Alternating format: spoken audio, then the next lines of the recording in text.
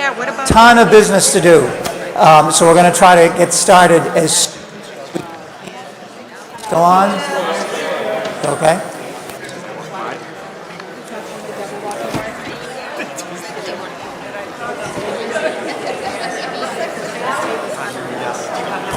Testing, okay. So we're going to try to get started as soon as we can.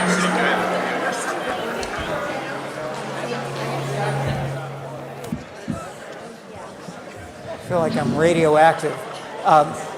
There's still a line, so we give those folks the benefit of checking in. But thank you for coming early and enabling us to start fairly close to 7.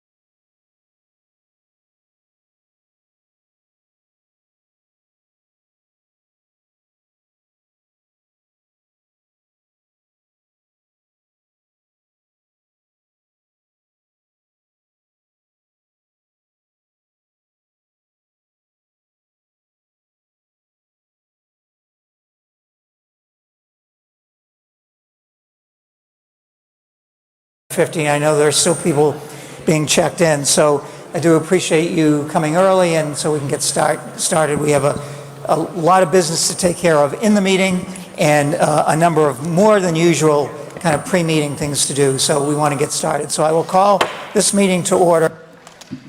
Very pleased that we have... Hello? Is this working? Are we on? Okay, we're on. Do it. I may need another. As we always do at the start of every meeting, we'll do this in a few minutes. We take a moment to remember the loved ones that we've lost. A very special person to the chair and to this meeting is Carol Dodge, and I've invited two of Carol's children up to lead us in the Pledge of Allegiance. Mary, and I'm sure many of you know them, Mary Pat Dodge and Brian Dodge, and I'd ask that you stand and them in lead.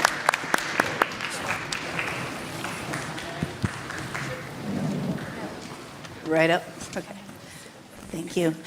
I pledge allegiance to the flag of the United States of America and to the republic for which it stands, one nation, under God, indivisible, with liberty and justice for all. Thank you. Town Council has pointed out that, as you know, our former clerk resigned last year. That was Peg Struzik. And there is a quirk in the Massachusetts statute. Quirk may not be the right word, but at any rate, the statute reads that an interim town clerk cannot be the clerk for the town meeting. So the clerk has many duties, but one of them is traditionally to be the clerk of the town meeting, although a town meeting could decide it wants its own clerk. So it's my understanding that Peg Struzik, who we all know, has graciously offered to serve as temporary clerk for this meeting only. As in other elections, the person receiving the majority of votes of those present and voting is declared the winner, but if there is only one person nominated tonight, only one vote or ballot will be required to elect the temporary clerk. If only one nomination is made, therefore, I'll ask for motion to authorize the chair of the advisory committee to cast one vote, one ballot in favor of the nominee. So you have gotten, I understand, some slips.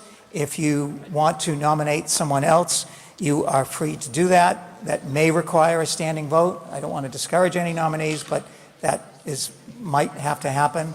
So Linda Peterson, chair of the advisory committee, moves that Peg Struzik be nominated as temporary clerk for the purposes of this meeting. Is there a second? Second. Motion's been made and seconded. Are there any other nominations from the floor?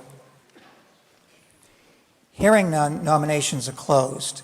Further, hearing no objections, I declare that Peg Struzik is the sole nominee for the position of temporary clerk for this meeting. Linda Peterson further moves that she cast one ballot for Peg Struzik. Is there a second? Second. Any discussion? All those in favor say aye. Opposed, no. The ayes have it. And the chair will instruct Linda Peterson to cast one ballot nominating Peg Struzik as the clerk for this meeting. So congratulations, Peg. And I have to swear you in.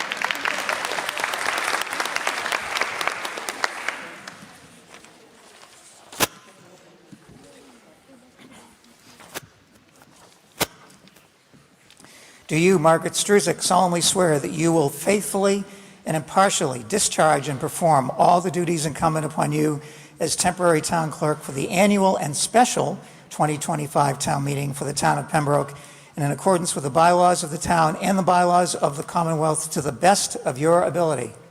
Congratulations. Thank you. So again, I'd like to welcome you here. I'm not going to ask for a show of hands for first-timers because sometimes folks are embarrassed that they haven't been here before, but if this is your first meeting, we welcome you and we hope you stay, and we expect to be able to finish all the business tonight, so it'll be well worth your while, and we invite you back for future meetings in the future. As we always do at our annual town meeting, we ask for a moment of silence to recognize those who have served the town in one capacity or another, who we have lost over the past year. And this year, unfortunately, it's a fairly lengthy list. Those include Marilyn Grant, Pembroke Public Schools teacher, Ruth Tierney, who served in the Council on Aging, Andrew Mendez, Pembroke Public Schools custodian, Gary Cook, Pembroke Public Schools custodian, Amy Mata, Pembroke Public Schools teacher, Visual Art Department, Laura Ritchie, Pembroke Public Schools teacher in the Art Department, Johnny Russo, many of us remember Johnny fondly, I should say, DPW highway mechanic, and served for many years on the Board of Assessors. Henry Bob Ploss, I think, was the longest serving select board member in town history. Bob passed away earlier this year or late last year. Elaine Spalding, a library trustee, and Gene Fulmine Sr. Gene was on the DPW Water Department and an auxiliary police officer. We lost two other folks, and I ask at this point Lance Kennedy, Recreation Director, to say a few words. On behalf of Joel Sugarman. Thank you, Mr. Moderator. Many of you know me. I'm your Community Services Director, and I do have the honor tonight, as Mr. Moderator gave me the opportunity, to just talk about Joel Sugarman. I only had the really privilege of knowing him for the last year. As we opened this new community center, he was a big piece of that. Very passionate about the community. Obviously served in school committee for many years, played a lot of different roles in our community, probably helped many of you with your mortgages. But he was really passionate about the community center, and just really one of his last acts was he helped us write a grant through a foundation to get $25,000 for the community center to see activities happen that he was passionate about. So I just want to share what an impact he had on my life over the last year and just the impact that he's had in our community, and we want to remember Joel Sugarman. Thank you, Lance.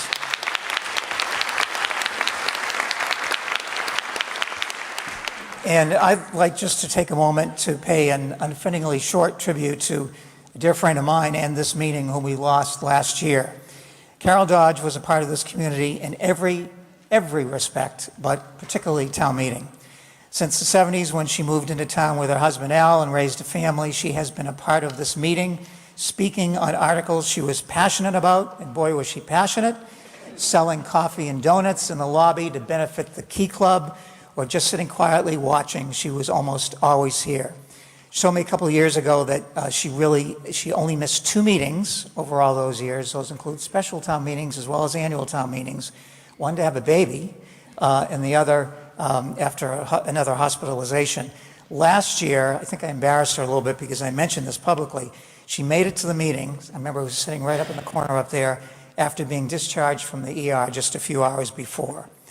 Carol and I were not related, but when she called me, which really was rare, mainly only to look for help for somebody else, she always said, "This is your Auntie Carol." And you know you've lost someone important in your life when you are constantly reminded of their presence or lack thereof, and you experience that big hole that just cannot be filled. And Carol was that someone for so many of us. She quietly helped, too many to count. She quietly prayed for anyone who needed prayers, whether we asked for them or not. She passionately stood for her beliefs, whether that was on behalf of a small d or a capital D. She was old school political, passionate, but not personal. She served on both elementary and regional school committees for many years, as well as the Plymouth County Collaborative Board, the Democratic Town Committee. I'm sure I'm missing a few. But after her regional school committee defeat, which was so tough for her, she became friends with the woman who defeated her, even spending time with their family during the holidays. I'm not sure that happens anymore. I would love to say more, but I can hear her whispering, maybe not whispering, but in my ear saying, "Mow the lawn, Stephen." So I'm happy that her presence continues here in the spirit of Mary, Pat, and Brian. I can assure you, and please pass along to the rest of the family, your sister and brother, that her presence will always be felt here. So I ask you just to take a moment to recognize all those whom we lost in the past year.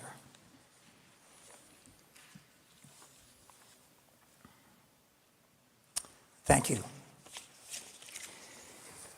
So as we progress to the meeting, I just want to make sure that everyone has a copy of the warrant. The special is within the annual. If you don't, please raise your hand, and the tellers who have been sworn in can get one to you. That's important that you have that. Very basic ground rules if you haven't been to the town meeting already. There are 2 microphones on either side. There's a couple up front. If you speak, please proceed to the microphone. If you are having trouble getting to the microphone, just raise your hand and we'll make sure we get it to you. So,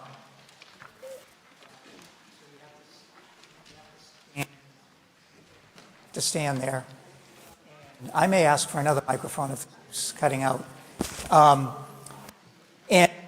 Everything has to be addressed through the chair, and I'll try to go in the order in which people stood up, giving preference to those who have not previously spoken. If you wish to raise a point of order, and the chair is very liberal with what a point of order is, Mr. Moderator, I can't understand. Do we have another? Is this cutting in or is it me? It is cutting in, okay. I don't understand what's going on. I have a procedural question. Just shout, you can shout that out from your seat. Mr. Moderator, point of order, and I'll recognize you and you can state your point of order.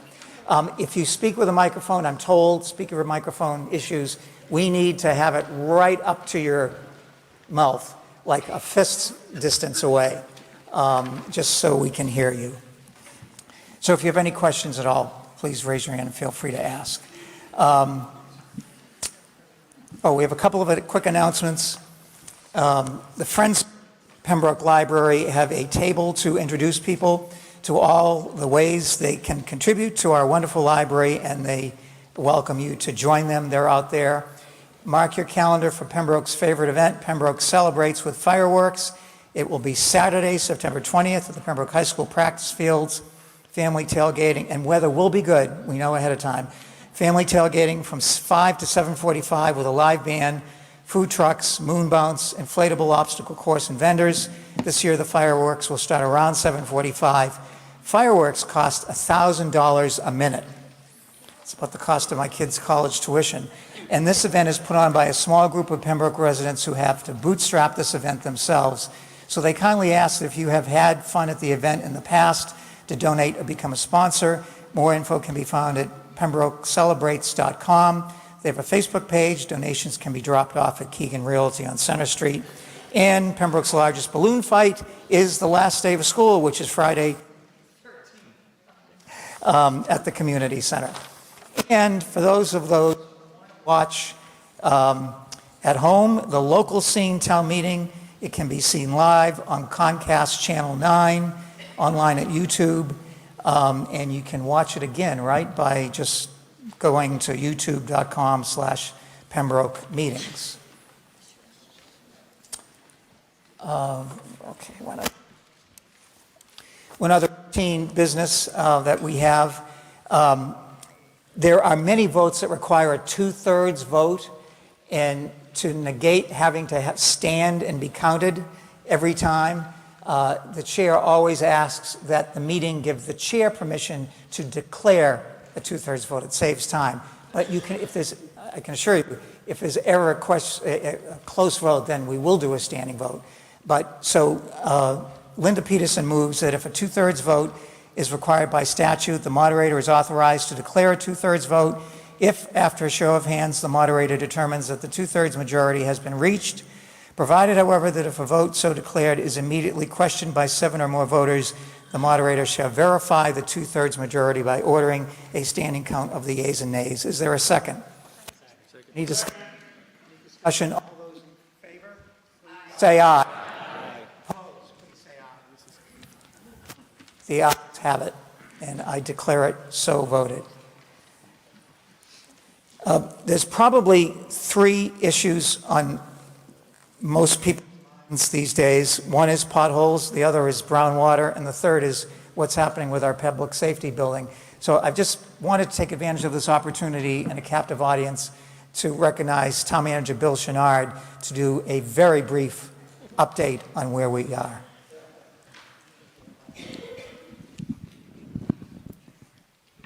Very brief. So it's going well. We are through all of the engineering and architectural planning. All phases of the planning are complete. We have pre-qualified all contractors, both general and subcontractors. I'm very, very pleased that the number of subs and general contractors that we've pre-qualified is very good, significantly high, which is always a good sign for bidding. The more competition, the lower the bids. So I'm pleased about that. As far as bid dates, we are actually out to bid as we speak. Sub-bids for the Public Safety Headquarters on Washington Street are due tomorrow. Next Wednesday, the sub-bids for the substation on Monroe and School Street are due. The following Wednesday, the GC general contractor bids for the Washington Street are due, and then the first Wednesday in June, the final substation general contractor bids are due. I'm very, very encouraged that there's been several projects in other cities and towns throughout the Commonwealth that have come in, and it's really good. I'm super pleased. Just a quick note, 2 million under, 6.5 million under, 1.8 under, 3 million under. Under is good. So we're expecting that. As far as construction will start in early summer. The headquarters is expected to take 21 months to complete. The substation is expected to take 11 months to complete. Thank you. Thanks, Bill. All right, we are ready to roll. As most of you know who've been to these meetings before, we have the lottery, high-tech lottery system here, where we use the ping pong balls, so we're not sure the order that articles will come, so it requires some dancing around a little bit with your warrant to find it. I'll try it if I remember to mention the page the article is on. The exception of that, three things actually, are Articles 1 and 2, the wage and personnel classification scale. We do that first. We do the budget second. And then the other group of articles that may come out of order, if you want to do that, is a consent agenda. It's explained at the beginning of your warrant, and when we get to that, we will come to that. So, first article is Article 1, and the chair recognizes Tom Landry from Advisory. Some people call me Tim. I'm Tim. Gosh, I'm sorry. Move that the town amend Schedules A, B, and C of the classification and compensation bylaws according to the schedules listed and printed in Appendix A of the 2025 annual town meeting warrant, and to raise the appropriate from overlay surplus the sum of $10,536 to fund the changes, and further authorize the town accountant to allocate the funds to appropriate the budget items voted under Article 2 of this meeting, such changes to take effect July 1st, 2025. Is there a second? Motion's been seconded. We'll take these individual, not every individual by line, but individual by group. So first vote will be, the chair apologizes for the voice. I'm not sick. No idea what's going on. It's been this way like a month, so I just hope it lasts. So the first item we'll take is Schedule A, which is the schedule for full-time officers and employees. You see any discussion? Hearing none. All those in favor of adopting Schedule A as printed in the warrant, please say aye. Aye. Opposed, no. The ayes have it. Schedule B, appointed part-time officers and employees. Any discussion or changes? Hearing none. All those in favor of Schedule B as printed in the warrant, please say aye. Aye. Opposed, no. The ayes have it. Schedule C, which is the schedule for full-time and part-time employees. Is there any discussion? All those in favor, please. Aye. Opposed, no. The ayes have it. Schedule D, which is elected full-time and part-time officials. Any discussion? Seeing none, all those in favor of Schedule D, please say aye. Aye. No, the ayes have it, and I declare it so voted. Next item of business is Article 2, which is the budget. Chair recognizes Steve Walsh from Advisory. Thank you.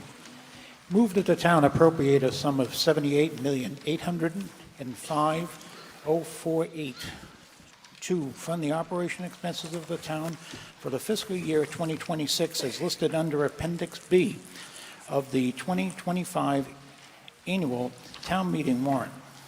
Column headed FY 2026 request, and to fix the salaries of the elected officials as listed under Appendix A, Schedule D, and to fund this appropriation, raise and appropriate from taxation a sum of $75,088,274 and transfer to the following sums.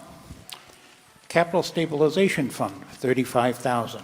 Ambulance Fund, $1,502,500. Septic Loan Program, $73,758. Council on Aging Transportation, $105,000.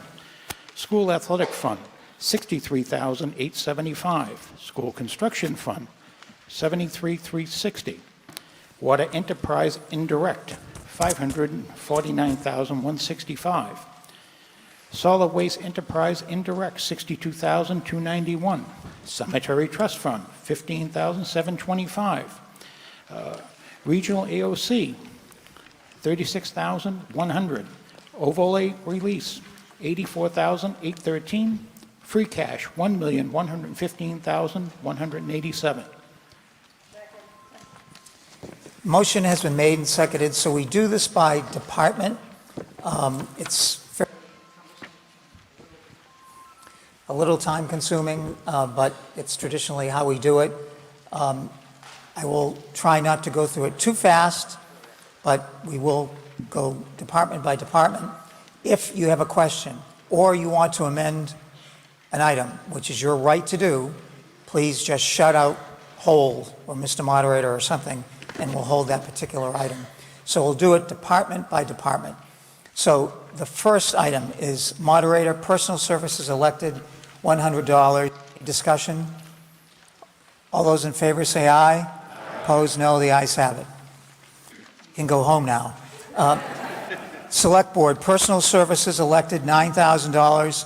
Personal services, $211,390. General expenses, $12,600. Audit services, $45,000. OPEB study, $9,000. South Shore Community Action Council, I got that wrong. OPEB study, that's right, is $9,000. South Shore Community Action Council is $4,500.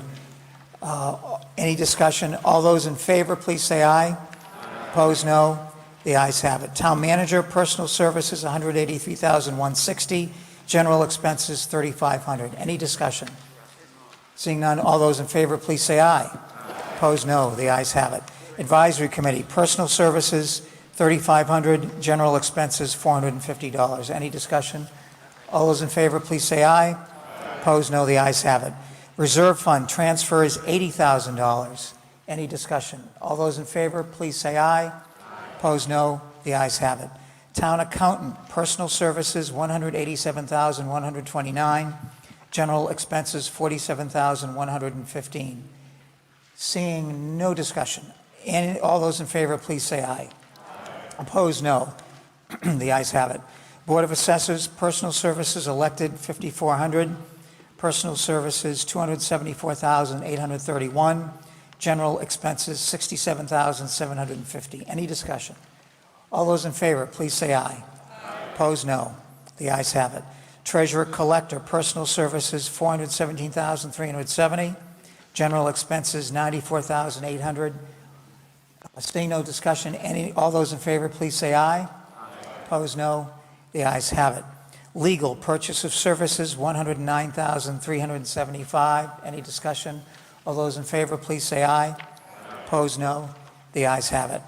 Information technology, personal, general expenses, $165,956.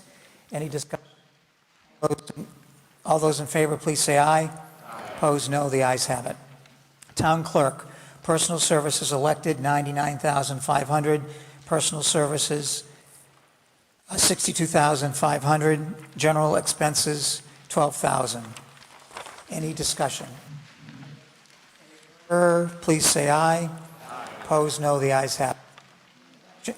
Elections, personal services, 30,000. Expenses, 28,000.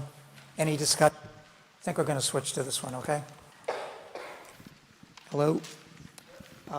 Personal services, 30,000. General expenses, 28,000. Any discussion? All those in favor, please say aye. Aye. Opposed, no. The ayes have it. Registrations, personal services, 10,800. General expenses, 11,800. Any discussion? All those in favor, please say aye. Aye. All opposed, the ayes have it. Conservation Commission, general expenses, $450. All those in favor, please say aye. Aye. Opposed, no. The ayes have it. Planning Board, general expenses, $1,800. All those in favor, please say aye. Aye. Opposed, no. The ayes have it. Zoning Board of Appeals, general expenses, $1,800. All those in favor, please say aye. Aye. Opposed, no. The ayes have it. Town Building Maintenance, personal services, $199,634. General expenses, $148,270. Any discussion? All those in favor, please say aye. Aye. Opposed, no. The ayes have it. Yes, question. Jump up to the microphone. This is on town building maintenance. The one thing the chair forgot to mention is when you do address the meeting, even though everyone may think they know you, they may not, and the press, I think, may be here, and the town clerk needs it for a record. So I just ask you to state your name and street. Maria Karras, Washington Street. Maria. It's just a quick question. The 199,000, it's for personal expense. Can you explain what that means? Chair recognizes Bill Chenard. Yeah, to be simple, it's custodial services for all of the town buildings. We can revote it. Any further discussion? Seeing none, all those in favor, please say aye. Aye. Opposed, no. The ayes have it. Police Department, personal services, $4,464,576. General expenses, $346,980. Any discussion? Seeing none, all those in favor, please say aye. Aye. Opposed, no. The ayes have it. Fire Department, first, personal services, $4,158,408. General expenses, $182,090. Any discussion? Seeing none, all those in favor, please say aye. Aye. Opposed, no. The ayes have it. Inspectional services, personal services, $582,647. General expenses, $23,300. Any discussion? All those in favor, please say aye. Aye. Opposed, no. The ayes have it. Emergency Management, personal services, $4,251. General expenses, $9,750. All those in favor, please say aye. Aye. Opposed, no. The ayes have it. Animal Control Officer, personal services, $58,515. General expenses, $13,686. Any discussion? All those in favor, please say aye. Aye. Opposed, no. The ayes have it. Public Works, personal services, $1,008,612. General expenses, $405,945. Although, any discussion? All those in favor, please say aye. Aye. Opposed, no. The ayes have it. Snow and ice, $185,000. Any discussion? All those in favor, please say aye. Aye. Opposed, no. The ayes have it. Townwide utilities, general expenses, $261,313. All those in favor, please say aye. Aye. Opposed, no. The ayes have it. Board of Health, general expenses, $27,450. All those in favor, please say aye. Aye. Opposed, no. The ayes have it. Council on Aging, personal services, $315,000. General expenses, $31,400. Senior tax program, $5,000. Any discussion? All those in favor, please say aye. Aye. Opposed, no. The ayes have it. Veteran Services, personal services, $79,148. General expenses, $2,100. General relief, $115,000. Any discussion? All those in favor, please say aye. Aye. Opposed, no. The ayes have it. Commission on Disabilities, general expenses, $450. All those in favor, please say aye. Aye. Opposed, no. The ayes have it. Library, personal services, $637,746. General expenses, $91,000. Books, $95,000. Any discussion? All those in favor, please say aye. Opposed, no. The ayes have it. Lydia Drake Library, $5,300. Any discussion? All those in favor, please say aye. Opposed, no. The ayes have it. Recreation Commission, Personal Services, $167,982. General expenses, $11,600. Any discussion? All those in favor, please say aye. Opposed, no. The ayes have it. Community Center, general expenses, personal services, $99,424. General expenses, $103,900. Any discussion? All those in favor say aye. Opposed, no. The ayes have it. Herring Fisheries, general expenses, $1,500. Any discussion? All those in favor, please say aye. Opposed, no. The ayes have it. Town Landing, personal services, $44,000. General expenses, $1,580. Any discussion? All those in favor, please say aye. Opposed, no. The ayes have it. Town Clerk Winder, $1,600. That line item has been questioned more over the period of time than any other line item. What did I say? Town. No one winds the town clerk. Town Clock Winder. And there is a question. The chair recognizes if you state your name. Yep. Hi, Megan Libby Mueller, Victoria Lane. Can you explain this expense? Chair recognizes Bill Chenard.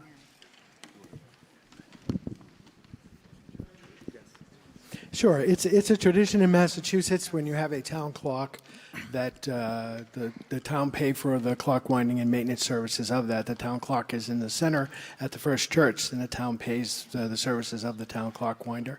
I will, if I may, Mr. Moderator, it is an awesome site. He is awesome, and if you ever want to do that, I would recommend you get in touch with him and take a look at it. It's just incredible. So thank you. Chair recognizes former Selectman Bob DiMarzo. Bob DiMarzo, Stage Stop Lane. Many years ago, this came up, and I had the opportunity to see what the town clock winder does. And it's not sticking a key in and going like this. It's up a ladder like this, over a catwalk, climbing again, doing this. It's a maze to get up there to do it, and they do it I don't know how many times a year. So it's not a simple operation. It's actually somebody needs to be an acrobat. Any further discussion? All those in favor of the town clock winder budget, please say aye. Aye. Opposed, no. The ayes have it. And the clock will continue to be wound. Town Memorial Committee, general expenses, $9,000. Any discussion? All those in favor, please say aye. Aye. Opposed, no. The ayes have it. Plymouth County Cooperative, general expenses, $110. All those in favor, please say aye. Aye. Opposed, no. The ayes have it. Historical Commission, $850. All those in favor, please say aye. Aye. Opposed, no. The ayes have it. Maturing debt principal, general expenses, $1,208,691. Any discussion? All those in favor, please say aye. Aye. Opposed, no. The ayes have it. Maturing debt excluded, $2,095,000. Is there any discussion? All those in favor, please say aye. Aye. Opposed, no. The ayes have it. Maturing debt interest, $375,842. Any discussion? All those in favor, please say aye. Aye. Opposed, the ayes have it. Maturing debt interest, general expenses, $581,126. Any discussion? All those in favor, please say aye. Aye. Opposed, no. The ayes have it. Short-term interest, general expenses, $733,158. Any discussion? All those in favor, please say aye. Aye. Opposed, no. The ayes have it. Retirement, $5,809,472. Any discussion? Seeing none. All those in favor, please say aye. Aye. Opposed, no. The ayes have it. Unemployment compensation, $95,000. Any discussion? All those in favor, please say aye. Aye. Opposed, no. The ayes have it. Health insurance, $10,282,016. Any discussion? Seeing none. All those in favor, please say aye. Aye. Opposed, please say no. The ayes have it, and I declare it so voted. Life insurance, $20,000. Any discussion? All those in favor, please say aye. Opposed, no. The ayes have it. Medicare tax, $635,000. Any discussion? All those in favor, please say aye. Opposed, no. The ayes have it. Property and liability insurance, $825,000. Any discussion? All those in favor, please say aye. Opposed, no. The ayes have it. There were no amendments, so on the main motion by advisory to move the amount of $78 million,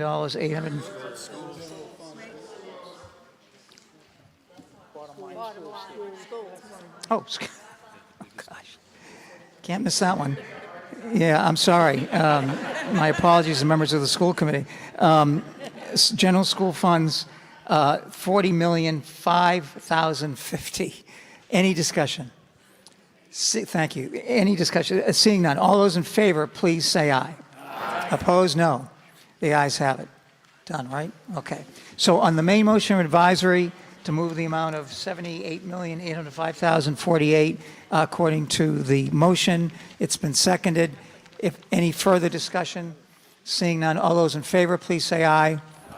Opposed, no. The ayes have it, and I declare it so voted. So we will move to the high-tech ping pong balls, or not quite ping pong balls, but the first item of business is Article 14.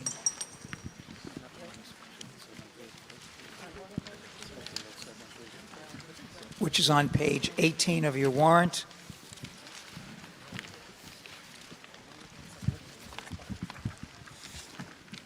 And I've got to stand up so I can. That's Brian, right? The chair recognizes Brian Logan from advisory. Move that the town vote to amend Article 20, Police Regulations, Section 14A of the town's general bylaws by adding the underlined text and removing the text shown as strike-through as printed in the 2025 annual town meeting warrant under Article 14. Motion's been made and seconded. I know there are some explanations in some of the warrant articles, but perhaps not all, but this one does have an explanation. Is there any discussion or question on this article? Seeing none. All those in favor, please say aye. Aye. Opposed, no. The ayes have it, and I declare it so voted.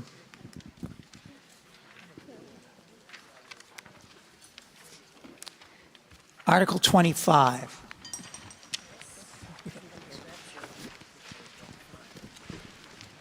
Chair recognizes Tim Landy.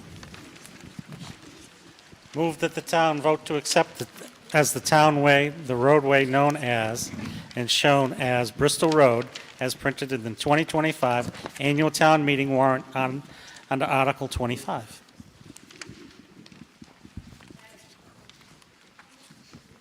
Motion's been made and seconded. Is there any discussion? Seeing none, all those in favor, please say aye. Aye. Opposed, no. The ayes have it, and I declare it so voted. Linda Peterson moves that the meeting be in a recess. Is there a second? We'll go to the special town meeting next. All those in favor say aye. Moderator can just declare it. Meeting will be in a brief recess, and we will go to the, since it's posted for 7:30, we will go to the articles in the special town meeting warrant, and they are brief. Article 1 is the first item of business. And the chair recognizes the chair of the advisory committee, Linda Peterson. Move that the sum of $244,365 be appropriated from the funds listed to supplemental fiscal year 2025 appropriation in the amount and for the departments listed under Article 1 of the 2025 special town meeting warrant. Any discussion? Seeing none, all those in favor of the motion by Linda Peterson, please say aye. Aye. Opposed, no. The ayes have it, and I declare it so voted. Next article is Article 2. Chair recognizes Steve Walsh from advisory. Thank you. Move that the town take no action on Article 2. Is there a second? Motion is made and seconded. Any discussion? On the motion to take no action in Article 2, all those in favor, please say aye. Aye. Opposed, no. The ayes have it. I declare it so voted. Article 3. The chair recognizes Liz Bonatti from Advisory. Mr. Moderator, move that the town take no action on Article 3. Motion's been made and seconded. Any discussion on the motion? All those in favor, please say aye. Aye. Opposed, no. The ayes have it. Linda Peterson moves that the special town meeting be adjourned. All those, is there a second? Second. All those in favor say aye. Opposed, no. The ayes have it, and we'll go back to the lottery. Article 12.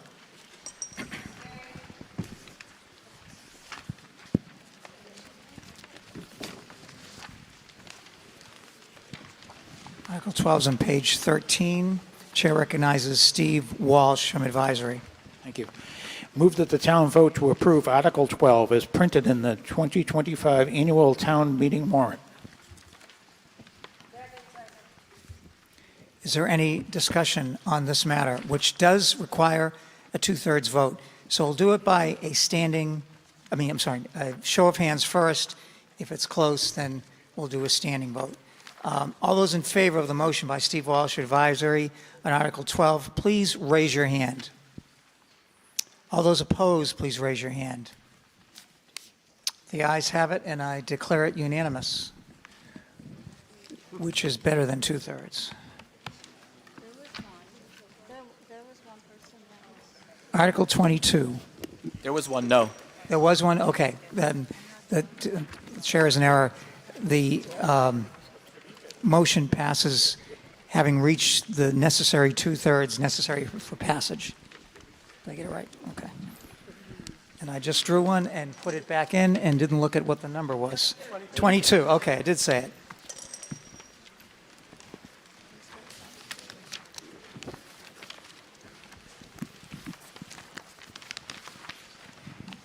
Chair recognizes Andy Wandell from the Planning Board. Move that the town vote to amend its zoning bylaws, Section 3, Establishment of Districts.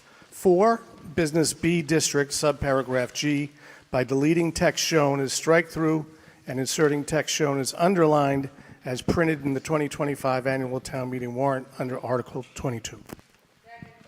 Motion's been made and seconded. Chair recognizes Andy Wandell. Thank you. This change will make the Business B zoned area within the residential commercial district north of Barker Street on Washington Street, Route 53, consistent with the 800-foot setback in the residential commercial district. There are no proposals for any development for this district that is before the town of Pembroke. It is simply a change to provide more setback area for Business B consistent with the setback for the residential commercial district. The public hearing for this article was held on March 3rd, 2025 by the Planning Board. Any further discussion? This also requires a two-thirds because it is a zoning bylaw change. Chair recognizes. Hi, I'm Susan Brown from Barker Street. This is the same article that was presented in May of 2022 that we voted down because the big Y was trying to get in there. I understand that you don't have somebody coming in, but we voted no on this article in 2022. So I don't believe it should be presented again. So, Chair recognizes, so Chair can't compel anyone to answer a question, but it's advisable if someone would respond. But at any rate, the Chair recognizes Maria. Maria Caras, Washington Street.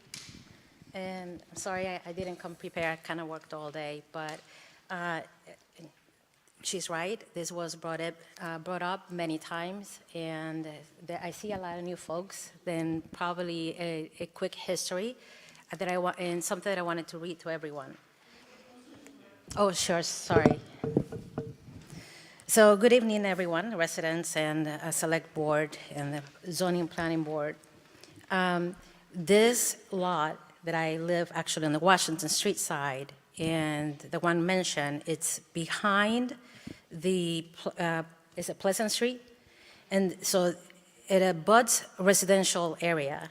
And the way it's distributed is that it has the commercial residential zoning, which is right behind my property, and it has some part that is residential behind the residence from the Pleasant Street, and it has Business B, which is right across almost, and this is an estimate, obviously, I'm not an expert, but it's in front of the gas station right there by Barker Street. So I had an issue when they were trying to approve permit for a corporation that wanted to come in and do some stuff that was going to harm the noise and the abutters and everybody. That corporation actually paid themselves to have a traffic study. It was not sponsored by the town. So we can only trust that they have the best interests of the people that are going by, and we know how busy Washington Street is. Second, I'm assuming, just like the lady just announced, when you buy a house in the area behind your property is marked by the zoning as residential, you're expecting and trusting that the buffer is there to protect you. So what this doing is, and I'm sorry, I know that many of you may disagree, it sounds to me like it's pot zoning, specifically for this lot. Now, not protecting those neighbors, that I could say, well, it's on the other side, so it's not going to affect me. Everybody's going to get affected. Why? Because if it's rezoned just for a specific a type of businesses, we know before it was a big why, but it was gossip. Nobody ever turned in a proposal, a purchase, a sale agreement that say, hey, everyone, we have the big why here. It was more of general talk. We have never yet seen anything concrete that it shows us the type of business that they may allow there. So I'm just asking everyone, it makes sense to me, even as a responsible citizen, and I understand that something has to go there because we have many times this type of discussion. But how do we ensure that, obviously trust is an issue, so at least for me, how do we ensure that the right business, that are right by the community, the taxpayer goes in there? One, the town should, instead of asking to rezone without knowing what's going there, let's ask for a traffic study that is sponsored by the town, not by the corporation. And two, let's have discussion as to the type of businesses that are being proposed and ensure that the right logic and the right stuff is in place to ensure that nobody's getting impacted. And maybe impacting some people, and it's not about the noise because we know that Washington Street is very noisy. But the type of business that may go in there, if we go and educate ourselves what type of businesses are allowed under zoning B, we just have a gas station across the street, right? So that means that that could go there too. Do we need another one? And you guys are, I'm not disrespect, but somebody else might get elected. And if you issue a permit to somebody hoping that they are ethical and that they abide by that, we are aware of many businesses that are issue permits and that it's very hard to ensure that they comply. So who has time to spend money, by the way, in legal? Pembroke has a long history of issues with zoning-related stuff that has gone through the courts, myself included, and we don't have any more money. That money can be used for something else. So I'm just asking everyone to please, we have the duty to actually understand what we're voting for here. It would impact your neighbors, and if we allow this, it just means that sets precedent that if next year, we're asking to rezone your own house or something behind your house. Thank you. Chair recognizes Andy Wandel. Yeah, I just want to clear up some inaccuracies there. This merely brings the setback from 450 feet to 800 feet. It does not change the zone, nor does it change the uses allowed in that zone. So all of the uses that are allowed in that zone will be allowed with this bylaw change as they are today, except the setback will be 800 feet instead of 450 feet to be consistent with the neighboring zones. Another thing I just want to mention, All residential zoning abuts business zoning, and all business zoning in this town abuts residential zoning. So we do the best we can with the planning board. All the uses allowed in Business B, either uses allowed by right or uses allowed by special permit, must go through the site plan process. And the site plan process is under the guidance of the planning board. So there is review, there's public comment, there are public hearings that occur. So a lot of information is presented. If any use that is allowed in that district comes before us, we make sure it goes before the residents in the form of a public hearing, and that the planning board does its work that way. Chair recognizes Maria. I'm sorry, your last name is it Callis? Karas. Karas. Yes, Right. thank you. So just to add to what Mr. Wendell has said, the reason that they want to change and extend the Business B all the way till the end, to 800 feet instead of 400 feet, is because a business will have to be very creative to get it approved. They will have to build around it. Right now, the way I explain it, they have residential zoning, Business B zoning, and commercial residential. So if you actually extend the Business B all the way down, that means that they don't have any issues building all the parking lot they want all around the property behind you, just so you guys know. There's a reason why it is the urgent need of changing and the persistence, instead of actually coming up with transparency for the people to understand the type of businesses that could potentially go there. And again, there's trust in who's going to supervise and allowing the power to some corporation to go in there and then build whatever businesses that is going to impact all of us. Chair recognizes Dan Trabucco, the Board of Selectmen. Good evening, everyone. So this article was put forward by the planning board, and they held a public hearing on it. The public had a chance to discuss it with them in person, in depth. But that's the planning board. This board, the select board, is more of a political body, and we get calls and requests throughout the community, especially the business community, to become more business friendly in Pembroke, to be more welcoming to businesses. In this article, just as Chairman Wendell has mentioned, creates the same lot line, back lot line, throughout this zone.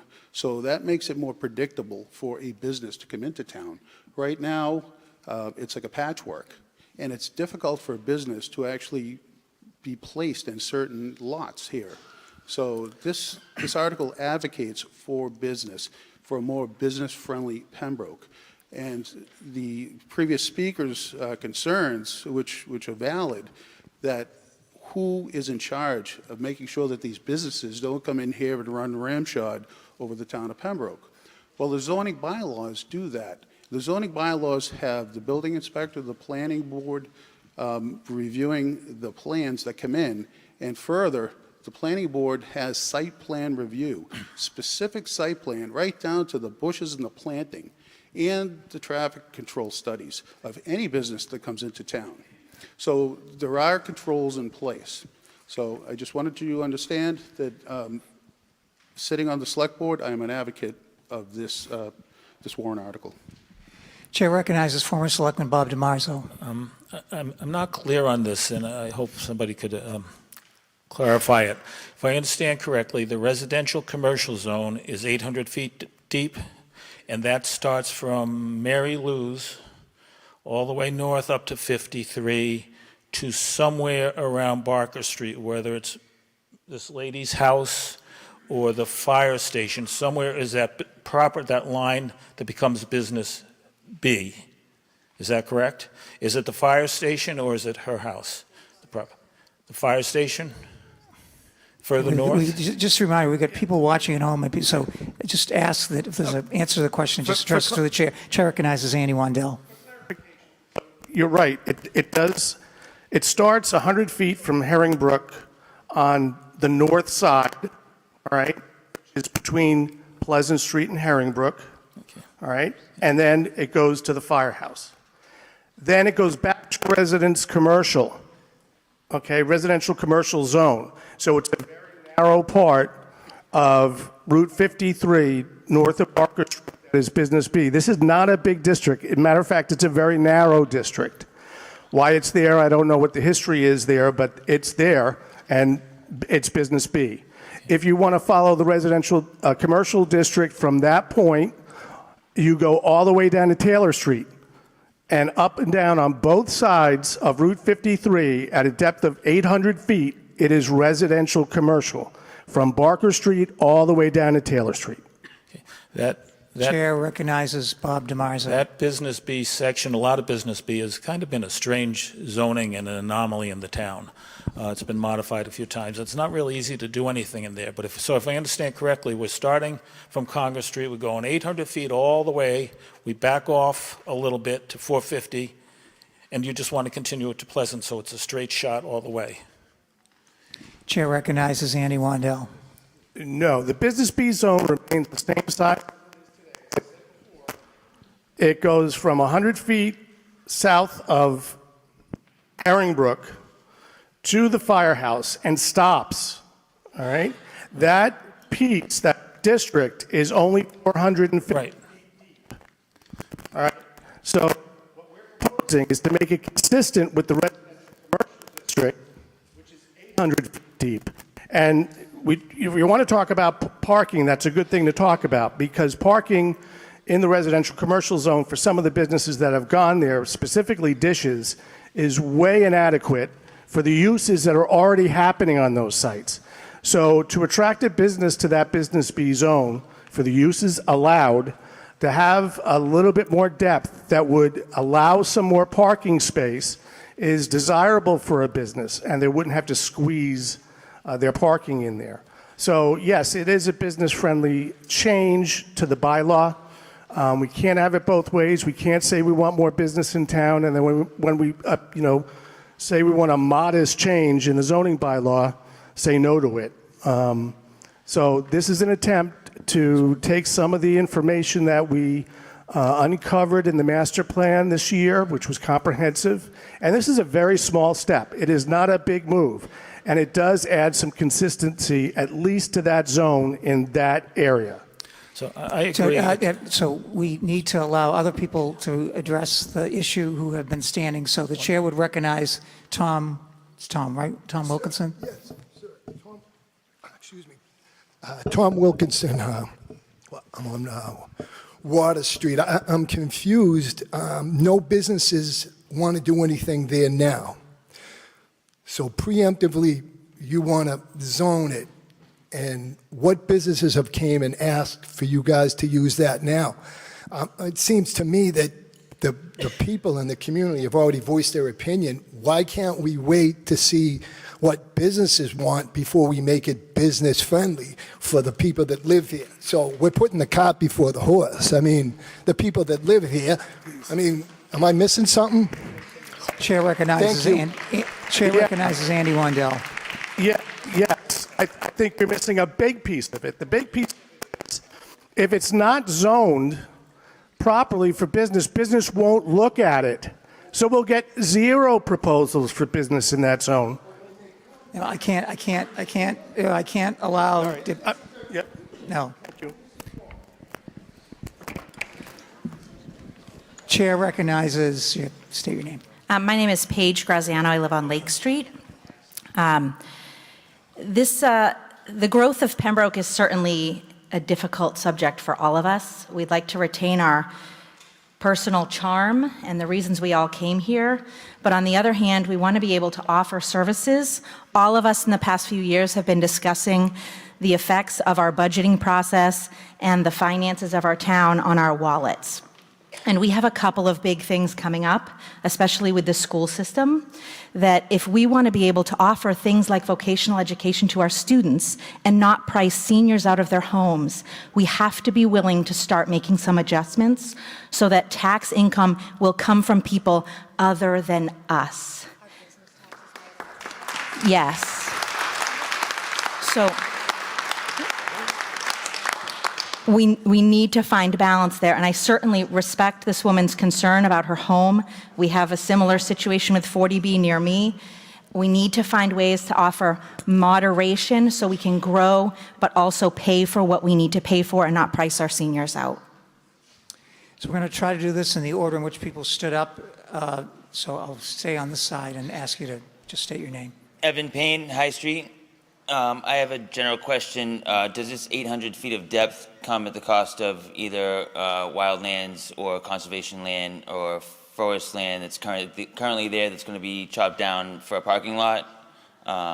Also, if we want to be more inviting to businesses in the community and get more money from taxes, shouldn't we be voting for marijuana dispensaries in the town to be contributing to that? I think you get your chance on that one. Andy, do you want to address that? The chair recognizes Andy Wendell. Conservation land piece, it's all private residential and the residential. Thank you. So the chair will go next door here. Not previously having spoken. If you could state your name. Yes, you. Stefan Savoya. I live at 187 Washington Street. I've been in town now for 34 years, I guess. I guess I'm going to ask, who says we need more business in town? Because who is a phrase that really isn't very accurate. It's like the sky is falling. Nobody, you got to give me some information about who says that and why. I happen to be elderly. I'm 72 years old, and I'm able to handle my taxes, which have gone up about 600% since I moved in here. I do think that we should have some consistency in zoning, but I don't think we should willy-nilly make a decision about zoning that really isn't something that's on the boilerplate right now. As I agree with the statement that was said, we don't know who's going to come in there, who wants to come in there. The town of Pembroke, which is the residents of Pembroke, should be able to make a decision about which business is right and not right. I don't want to hang up a sign that says, oh, bring your business in. We don't care if you do toxic waste or philanthropy. Come on in. I don't think this is an issue that should be dealt with this much time. Why change it when we don't have a specific reason to change it right now? Chair recognizes. I can't move the question from the floor. You have to come up to the microphone and move the question. Chair recognizes, I'm sorry for getting your name already, but. Susan Brown from Barker Susan. Street. I do believe that we would benefit from businesses in this town to help with our taxes. However, I really think that we don't need big box stores. I want to know if there's a way that we can put an amendment in there where we can limit the size of retail space, maybe to like 35,000 square feet or even 50,000 square feet, so we don't end up with a large 100,000 plus square foot building there. It would be detriment to the area to have a building that big in that area. And so I would like to recommend that we vote no on this and have it changed to have a clause in there on the size of the building that could be there. Thank you. Chair recognizes, not previously haven't spoken. Hi, Robert Belay from Hickory Lane. So first of all, on businesses viewing properties, major retailers like CVS, Walgreens, my family worked for them. They spend 20, 30, 40 years just scouring the country looking for properties. And they'll sit and wait on a property for 20 or 30 years before they make an acquisition. And they'll know properties are available. So to say that, these companies don't know it's even an available option, trust me, they know. Big businesses, they all know. They have lawyers, they have surveyors, they have all these departments. Second, we've already seen our town center, pristine location, easy accessible, central, Stop and Shop, Massachusetts-based company, couldn't even do 12 years. Couldn't even make it, right? So we already know that it's kind of a null point void on that for a bigger store. I mean, 800 feet, we're talking longer than 2 football fields with end zones. Even further, right? Further. And third, can we just motion to vote on this? Just to speed it up. So the practice, which has been in the past and will continue, and someone tried to move the motion, you have to stand at the microphone to make the motion to move the question, which would go right to, if it's approved, would go right to the vote. But you can't do it after you speak, because it's like closing the barn door after you. All right. So, well, thank you for your time. Not previously having spoken, the chair recognizes Steve Walsh from Advisory Committee. Can we move the question? There we go. So the motion to move the question is not debatable. It's been seconded, right? Okay. And so if it passes, and we'll try it with a show of hands, we'll go right to the main motion, which was made by Andy Wandel from the Planning Board. So on the motion to move the question, all those in favor, please raise your hand. All those opposed, please raise your hand. The ayes have it, and I declare it so voted. So we go right to the question, and this does require a 2/3. So we'll try it first with a show of hands, and if it's not clear, then we'll have to go to a standing vote. So on the motion to approve Article 22, made by Andy Wandel, Chair of the Planning Board, all those in favor of the motion, please raise your hand. All those opposed? The noes have it, and I declare it lost.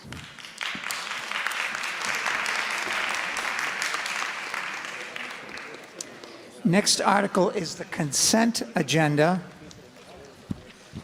And once again, a number of years ago, this meeting passed, previous town meeting passed a bylaw change that allows us to combine non-controversial articles into one vote. But that is your decision. If you wish to take one of them out of order, that is your prerogative. So the first motion to take any article out of order, according to our bylaws, requires a 4/5. So in order to take up the consent agenda, we require a 4/5. So all those who would like to take up Articles 6, 7, 8, 26, and 27 out of order, and if you choose not to, you can do that. But all those who want to take them together as one, please say aye. Aye. Opposed? No. The ayes have it. So we will take up Articles 6, 7, 8, 26, and 27. You have them in your book. Once again, the Select Board and the clerk and the moderator have determined that these are non-controversial items. They're on every town meeting warrant. So the chair recognizes Sandy Beaton from Advisory. Move that the town take Articles 6, 7, 8, 26, and 27 out of order and that they be passed by consent in accordance with the motion shown on the consent agenda distributed this evening.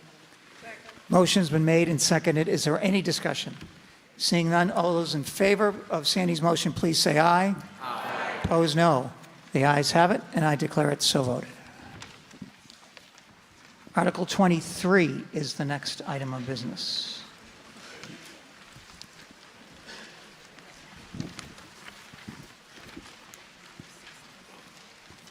Page 26 of the warrant. The chair recognizes Andy Wandel from the Planning Board. Move that the town vote to amend its zoning bylaws, Section 2, definitions, Section 4, use and dimensional regulations, and Section 6, administration for the purpose of defining and adding a new use, public utility, to be allowed by special permit from the Planning Board in the Residence A, Residential Commercial, Business District A, and Center Protection Districts, and to authorize the Planning Board to grant waivers related to same by adding text shown as underlined as printed in the 2025 annual town meeting warrant under Article 23. Motion's been made and seconded. Chair recognizes Andy Wandel.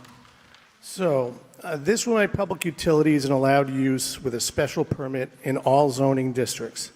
Special permit granting authority will provide the Planning Board with site plan approval, thus giving it the oversight to protect abutters and meet the town's best interests. Without such uses allowed, a public utility can bypass local zoning and go directly to the state for approval without any input from the Planning Board. The public hearing for this article was held on March 3rd, 2025 by the Planning Board.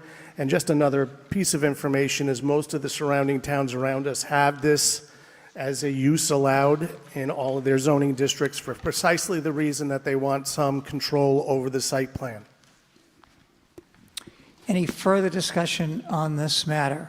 This does require a 2/3, so we'll first try it with a show of hands. All those in favor of the motion for Article 23, please raise your hands. Opposed, please raise your hand. The ayes have it, and I declare it so voted, having reached the necessary 2/3 necessary for passage. And the chair would mention that As of a little while ago, we had 309 voters who checked in. Our quorum is 150. That's awesome. That's a little higher than average, I think. So again, thank you for being here. Article 21 is the next item.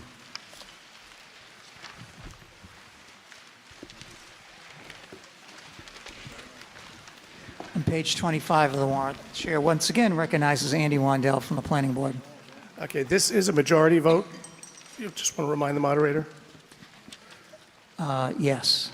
Move that the town vote to amend its zoning bylaws by amending provisions applicable to accessory dwelling units and related sections thereto to be consistent with the Massachusetts Affordable Homes Act by deleting language shown as strike-through and inserting text shown as underlined as printed in the 2025 annual town meeting warrant under Article 21. Motion's been made and seconded. The chair recognizes Andy Wandel. So this amends our current accessory dwelling unit bylaw to comply with state law and makes the following changes. So we already have an ADU bylaw on our books, but to comply with state law, we're making the following changes. ADUs are allowed by right. You simply pull a building permit. No special permit is required. The size of an accessory dwelling unit is 1/2 of the existing home square footage or 900 square feet, whichever is smaller. For example, if your current home is 1,500 square feet, a 750 square foot ADU is allowed. If it's 2,000 square foot, the ADU is limited to 900 square feet. The units do not need to be owner-occupied, nor do they have to be rented to blood relatives. Both attached and detached ADUs are allowed. And the public hearing for this article was held on March 3rd, 2025 by the Planning Board. Is there any discussion or questions? Seeing none, all those, and this is simple majority, all those in favor of the motion made by Andy Wandel, please raise your hand. Opposed, please raise your hand. The ayes have it, and I declare it so voted. Before we go to the next article, the chair was remiss, meant to mention at the beginning, one of the consent items was the town election, which is traditionally part of the warrant. There is an election on Saturday, and the chair would just like to recognize the town clerk, interim town clerk, Andrea McKettrick, just to explain early voting ends tomorrow, and she can explain when the voting hours are and when the polls are open. Am I? Okay. So yeah, early voting is going to continue till tomorrow, till 4:30. If people do have the opportunity to absentee vote if they're going to be out of town. So there's very specific requirements for absentee voting past Wednesday, but that will be still available if anybody discovers they will not be in town. Otherwise, then Saturday, May 17th, all 5 precincts are going to go to the community center, and we're going to be open from 9 to 5. And if people have requested a ballot to be mailed to them, they have to return their ballot by 5 o'clock on Election Day. All right, vote early and often. It's a Saturday. Next item on my business is Article 29, and the chair recognizes Rich Flynn from Board of Selectmen.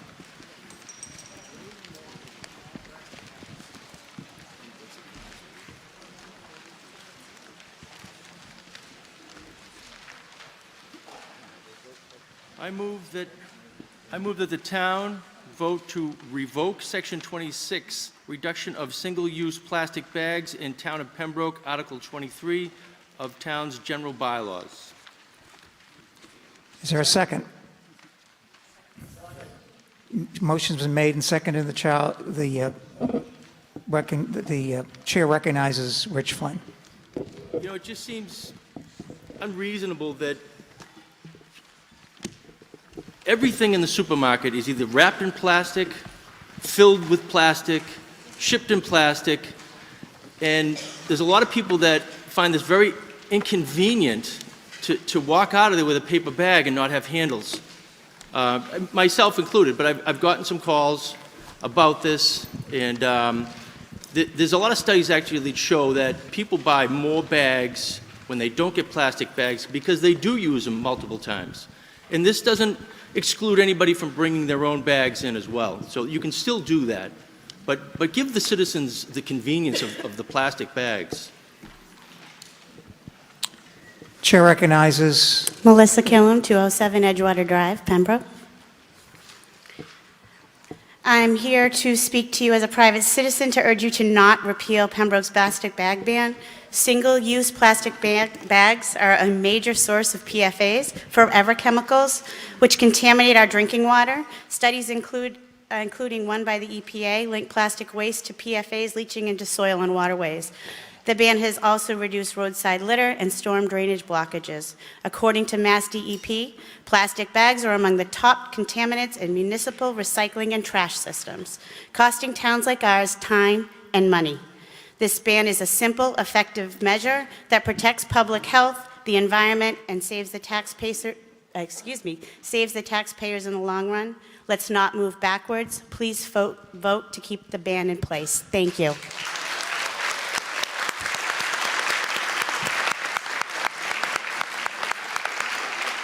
We'll try to alternate between microphones, and I'm forgetting your name already. The chair recognizes. She was here before I was. Oh, well, you're very gracious. Go ahead. Nicole Leidick, Wampatuck Street. I stand here as a resident as well as a volunteer for the town's Recycling and Sustainability Committee. Our committee met last week and we discussed this.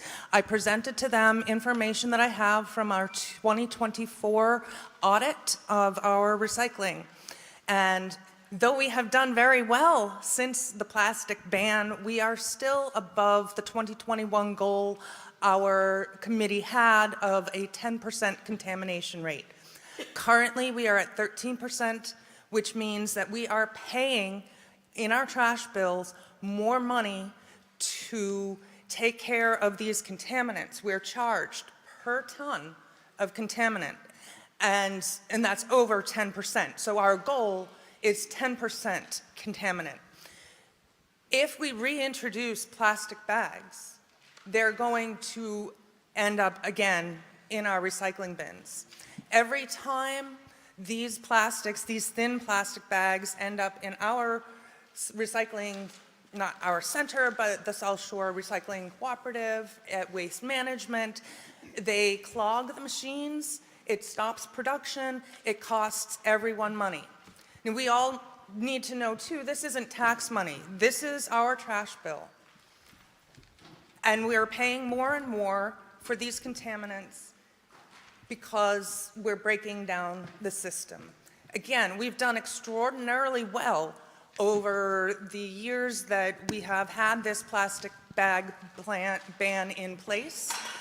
And I fear that as soon as they are welcome in our shops and towns again, we're going to see them on the side of the road again. We're going to have more contamination in our recycling, and we are going to pay more, not only in litter reduction initiatives, but also on our regular trash bills. Please urge you to vote no, do not repeal this bylaw. Thank you.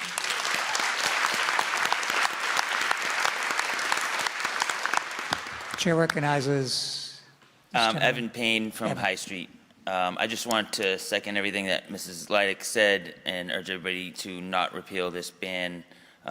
It bioaccumulates in your body. It's only reducible by women when they either breastfeed or give birth to children. That's the only way that you can get this chemical out of your body. You know, microplastics are being found by scientists all in our bodies, in our brains, in our reproductive organs. I just think this is a really terrible idea, and I urge everybody to vote no, not to repeal it. Chair recognizes Katrina Delaney at 47 Wintergreen Farm Road. Thank you. Continuing the reduction of single-use plastics through upholding our plastic bag ban is essential to protecting Pembroke's environment, preserving our town's natural beauty, and minimizing the harmful impacts of plastic pollution on wildlife and local waterways. Maintaining our plastic bag ban is not only about sustainability, it's about safeguarding our shared resources and showing that Pembroke leads by example. Our town's rich history is deeply connected to our ponds, rivers, and streams. Places like Oldham Pond are not only recreational treasures, they're ecologically critical, serving as spawning areas for alewives that travel up Herring Brook from the North River. Protecting these ecosystems means protecting what makes Pembroke unique. Nothing we use for an average of 6 minutes should pollute our environment for centuries. Single-use plastic bags have a fleeting utility but a lasting impact. They litter our parks and open spaces, choke marine animals, and waste millions of gallons of petroleum, one of their main ingredients. Plastic bags take out about 300 years to photodegrade in landfills, breaking down into microplastics that contaminate our water, soil, and food chain. These microplastics have been found in drinking water at levels higher than 1,154 particles per liter and are now present in human organs, blood, lungs, breast milk, placentas, the human brain, and fetal circulation. Plastic bags also contain toxic chemicals such as BPA, phthalates, and PFAS, forever chemicals. These substances are known as endocrine disruptors and carcinogens linked to cancers, reproductive issues, and neurological disorders, also immune system impairment. Studies shows that PFAS is present in 57% of plastic bags tested, and these chemicals persist in our environment and bioaccumulate in the human body. Since Pembroke enacted the bag ban in 2019, led by our students at Pembroke High School, PFAS detections in our public water supplies dropped from over 200 instances in 2021 to under 60 in 2024, suggesting that reducing plastic waste directly benefits our drinking water quality. Plastic bags also clog storm drains and water systems, creating stagnant water that breeds pathogens like E. coli and Salmonella, increasing the risk of waterborne diseases.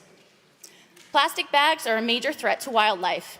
Nearly 700 aquatic species have been affected by microplastic ingestion, leading to development issues as well as higher pollutant absorption. Marine animals and birds often mistake plastic bags for food or become entangled in them. Injury or death is estimated at 100,000 marine mammals each year. Our river and pond animals are not immune to this threat. Repealing this plastic bag ban could also lead to increased costs for residents.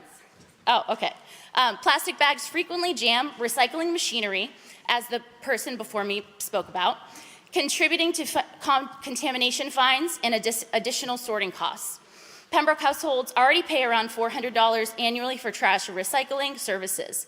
Lifting the ban could drive up costs by increasing the recycling contamination, leading to audits and potentially higher fees. More than 70% of Massachusetts residents already live in one of the 160 plus towns and cities that have passed local laws regulating plastic bags. Our neighbors, including Plymouth, Duxbury, Marshfield, and Bridgewater, have all implemented bans. There are currently 6 bills under consideration in the state legislature, including Bill H933, which would enact a statewide ban. It does not make sense for Pembroke to move backwards, forcing our businesses to revert to plastic, enact new processes, and purchase new bags, only to have that change again if a statewide ban were to take effect in the next year or two. It would create needless whiplash for both our residents and our business owners.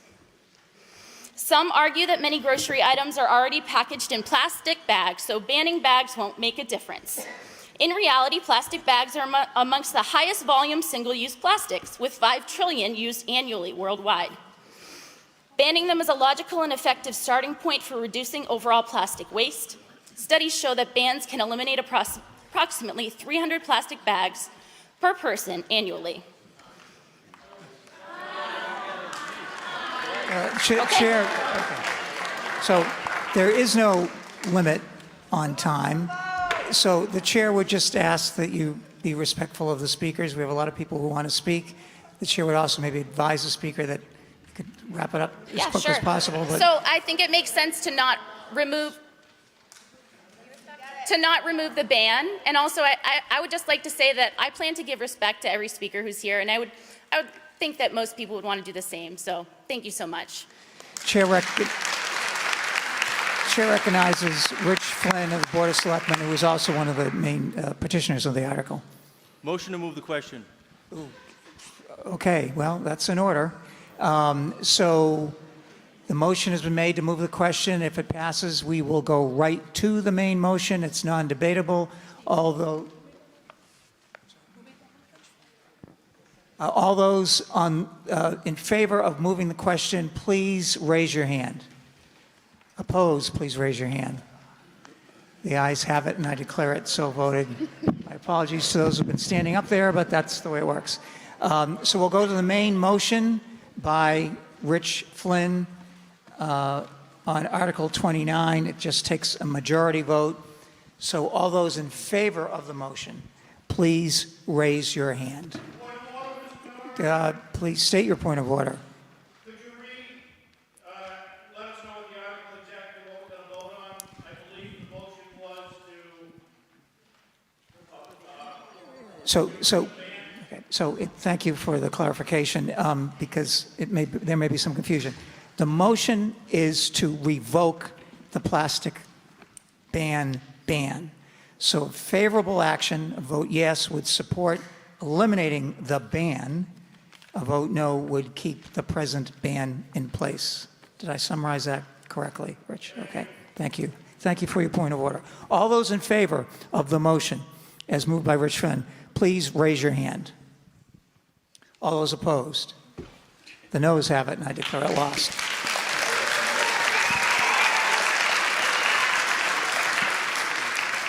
Next item of business is Article 17.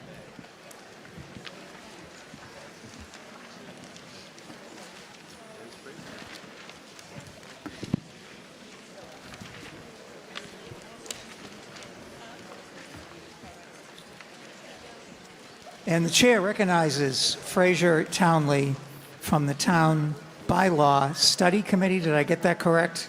Was I close? Yeah. So the chair just wants to mention, I've got a list somewhere, but there has been a committee that has been reviewing the town bylaws, which should be done every so often and is a tedious task.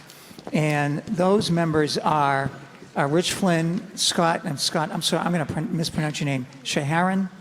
Okay, great. Fraser, who's about to speak, Alicia Siciliano Perry from the Planning Board, and Jane Kernan. And they have done great work over a number of years, I think it's been. And there are several articles that have been proposed by the Bylaw Committee. So the Chair just wanted to recognize their work and thank them. Chair recognizes Fraser Townley. Move that the town vote to amend its general bylaws by adding a new Section 27, Article 23, miscellaneous, entitled Elimination of Black Plastic in Restaurant Carryout Packaging, as printed in the 2025 Annual Town Meeting Warrant under Article 17. Motion's been made and seconded, so we go to plastic bags to black plastic. Chair recognizes Fraser. Did you want to address the article? Chair recognizes Fraser Townley. So the purpose of this bylaw change is to eliminate the black plastic waste which our recycling can't cope with. The town receives fines when black plastic is attempted to be recycled. It cannot be recycled. There is also a second health benefit from not having black plastic. Black plastic is made from e-waste, which contains all sorts of chemicals that are fire retardant.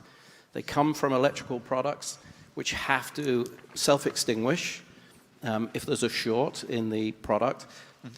And that's great if you're an electrical product, but when that's broken down and it's put into the food packaging, it leaches into our food. That leaching occurs mostly when you either freeze a product or you reheat it through a microwave. Which is pretty much what we all do with our food packaging, carry-out packaging. We actually did this study over a year ago, and the bylaw committee realized that we needed to be fair to the businesses in town. And we wrote to all the businesses and we said, all the restaurants, and explained our fears and our concerns, both from a cost point of view and a health point of view. So we've given the businesses a year, and with this warrant change, we will be giving them additional time to change policies and change processes. The actual costs will not change for them, as our understanding. Okay. Is there any further discussion on this matter, which requires a simple majority vote? Seeing none, all those in favor of the motion made by Fraser, please raise your hand. Opposed, please raise your hand. The ayes have it, and I declare it so voted.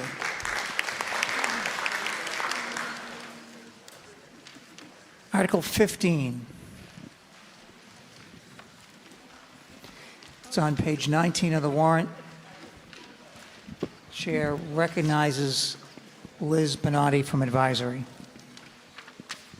Mr. Moderator, move that the town vote to amend Article 20, Police Regulations, Section 14B of the town's general bylaws by deleting the text shown as strike-through as printed in the 2025 annual town meeting warrant under Article 15. Motion's been made and seconded. Is there any discussion?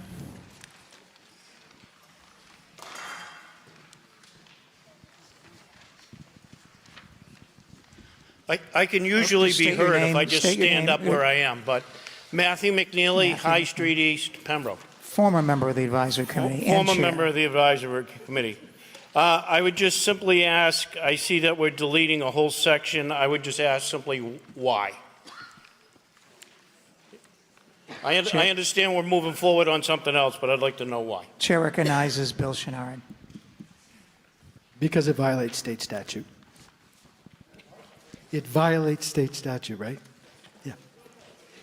You can consume marijuana and possess marijuana in Massachusetts, so we can't have a bylaw that cites a citation under state statute that doesn't exist. Any other discussion? Seeing none, all those in favor of the motion made by advisory, please raise your hand. All those opposed, please raise your hand. The ayes have it, and I declare it so voted. Article 24. Page 27.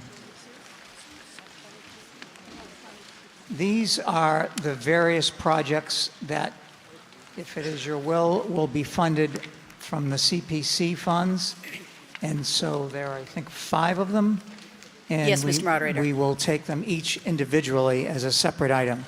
So for purposes of Article 24, Recommendation A, the chair recognizes still the chair, correct? Yes. Of the CPC? Unfortunately. I'm sorry, that was out loud, my bad. Lisa Cullity.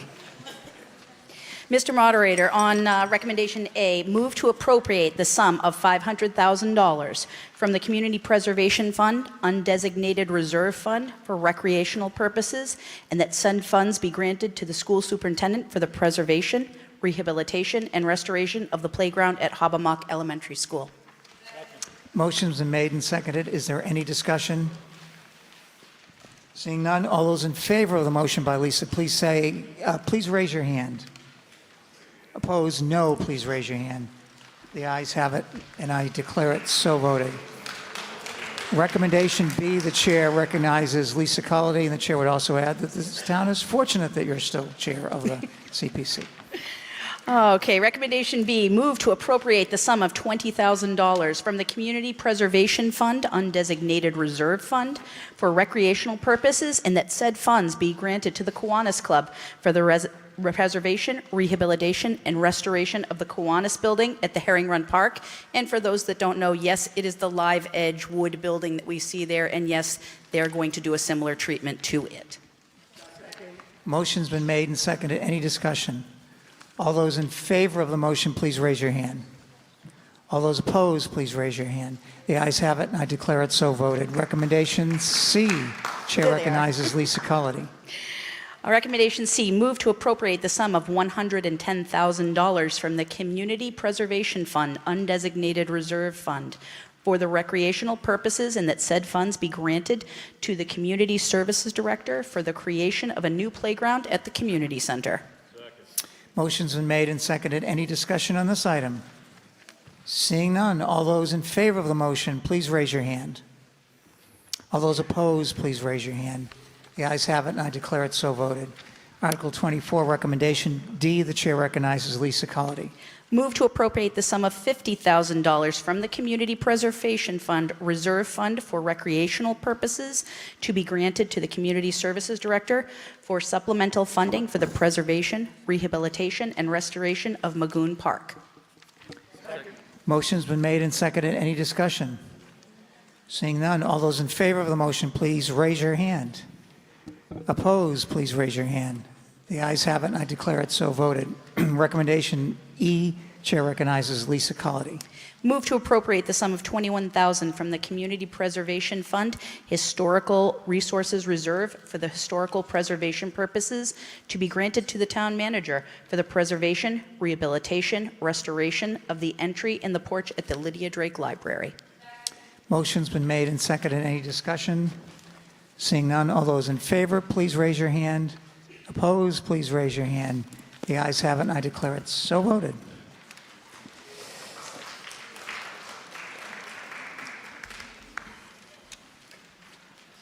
Article 28.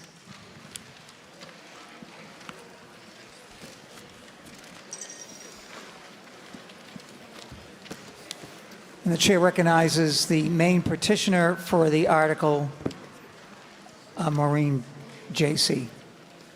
Move that the town vote to discontinue the fluoridation of the public water supply in the town of Pembroke as printed in the 2025 annual town meeting warrant under Article 28. Is there a second? Second. Motion's been made and seconded. The chair recognizes Maureen J.C. Thank you, Mr. Moderator. Good evening, everyone. My name is Maureen J.C., and I'm here to ask for the support of Article 28 to remove fluoride from our drinking water. The Board of Health has unanimously voted to stop fluoridation. What we're putting in our water is hydrofluorosilicic acid, typically sourced from phosphate fertilizer production. It's not added to treat the water, but to administer a one-size-fits-all dosage to everyone in Pembroke to prevent dental cavities. Is this informed choice or freedom of choice? This practice may have made sense in the 1960s, but today we know better. People now receive fluoride through topical measures such as toothpaste, mouth rinse, and professional dental care. We cannot control individual amounts through the water supply. In vulnerable populations like infants, people with kidney disease, and elderly are especially at risk. Some of the key potential risks associated with excessive fluoride consumption are dental fluorosis, skeletal fluorosis, thyroid issues, and most importantly, neurological effects. Emerging science raises serious red flags. Peer-reviewed studies, including those supported by NIH, have linked prenatal fluoride exposure to reduced IQ in children. These concerns are central in the ongoing Food and Water Watch versus EPA federal case, where leading scientists are challenging the safety of fluoridation under the Toxic Substance Control Act. Expert testimony has warned that fluoride may be a neurotoxic even at levels currently used in the water supply. This isn't alarmism, it's due diligence. If there's credible evidence of harm, especially to children's developing brains, we have a responsibility to act. Let's stop using our drinking water as a delivery system for industrial discharge. Let's choose a topical and more available modern option to continue promoting dental health. Please vote yes on Article 28. Thank you. Mr. Moderator, if possible, I would like to ask to move to allow a non-resident, Dan McDonough, to speak, who generated the open letter to our town. Thank you. So the way this goes is it's a provision in our bylaw that allows non-residents to speak if you allow them. And it takes a simple majority. So Maureen has made the motion to allow, I'm sorry, I'm forgetting the name. Dan McDonough is a resident of Hanson, and he wrote an open letter to our board, which generated this topic being investigated. Maureen has made the motion to allow Dan McDonough from Hanson to speak. I'm sorry. Motion's been seconded. All those in favor of allowing him to speak, please raise your hand. Opposed, please raise your hand. The noes have it. Before we continue, first of all, the chair would just mention we have three petition. We've dealt with, all three now, or at least two or three petition articles on the warrant, different subjects, which in the chair's opinion is awesome. They're placed there by you, the voters, getting enough signatures and approved by or allowed on by the Board of Selectmen. Sometimes these petition articles can get a little bit tricky. and this is one of them. And so the chair would like to recognize Town Council Carolyn Murray from KP Law just to explain exactly the parameters and what this article would allow and what it wouldn't allow. Chair recognizes Carolyn Murray.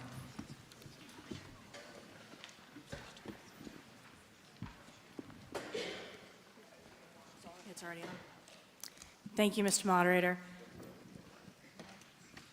Just by way of background, so that folks understand, cities and towns really only have the power that the state legislature gives us to exercise. One of the powers that is vested with the Board of Health under Chapter 111, Section 8C, is the power of a local Board of Health to order that levels of fluoride in your public water supply be increased. There's also a process that if the Board of Health issues such an order and they publicize notice of that order to increase fluoride levels, that there's a process for the voters to circulate a petition and request a ballot question, essentially granting the voters of the town a limited veto power over that fluoridation question. What might sound a little bit crazy is the fact that the legislature has not passed a similar statute addressing how fluoride may be decreased or how fluoride might be eliminated altogether, as is what is being proposed this evening. In looking at the case law on this topic, there are two cases that have gone up to the highest court in Massachusetts, and in both of those communities, the method that was followed was they petitioned the legislature for an act of special legislation to place a question on the ballot so that all the voters of the town got to weigh in on whether or not fluoride, once it has been added to your water, can then be removed from the water. This is a practice that has been followed in other communities subsequent to this case law. So with all due respect to the petitioners on this article, nowhere in that statutory scheme that I just outlined for you does town meeting have a vote in this process. Believe me, I'm a municipal attorney. I love town meeting. I mean no disrespect to this body, but this is one of those instances where you simply don't have a role. I don't want people leaving here tonight thinking that their vote tonight was anything more than a non-binding advisory, question that the powers that be in the town can decide to do with what they will. But as it stands before you, this can have nothing more than a non-binding effect. Thank you. Chair recognizes, is it Melissa? And you have correct. to remind me of your last name. Yep, Melissa Killam, 207 Edgewater Drive. I appreciate the council's information, but I'd still like to state my support in leaving fluoride in the water. So I strongly oppose the proposal to remove fluoride in Pembroke's water. Pembroke's been fluoridating its water since 1969. We have over 50 years of consistent science-based public health protection. The fluoride we use is actually sodium fluoride.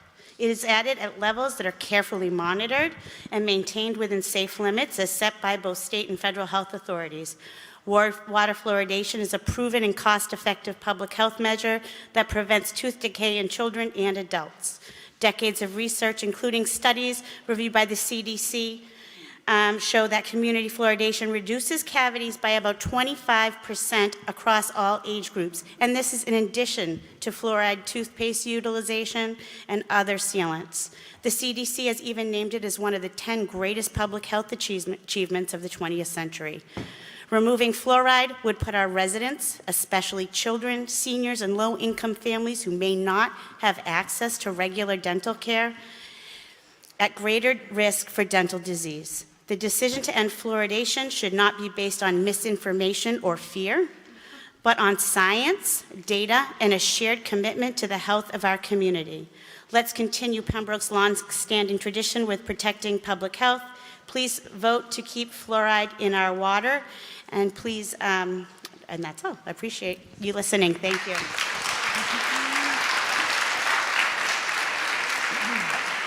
We'll go to the other side. The chair recognizes if you state your name. Mariel McCann, 94 Pleasant Street.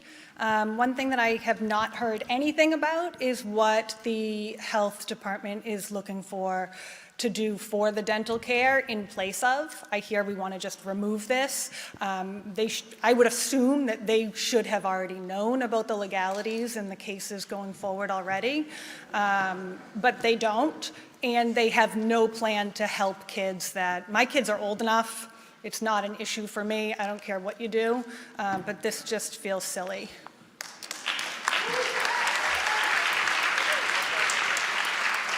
So I promised after about 30 years I'd remember your name, and I'm forgetting it James again. Kincaid. James Kincaid. The chair recognizes James Kincaid. I'm 80 years old. I've lived in Pembroke for 50 years. I'm still alive, and the fluoride didn't kill me yet.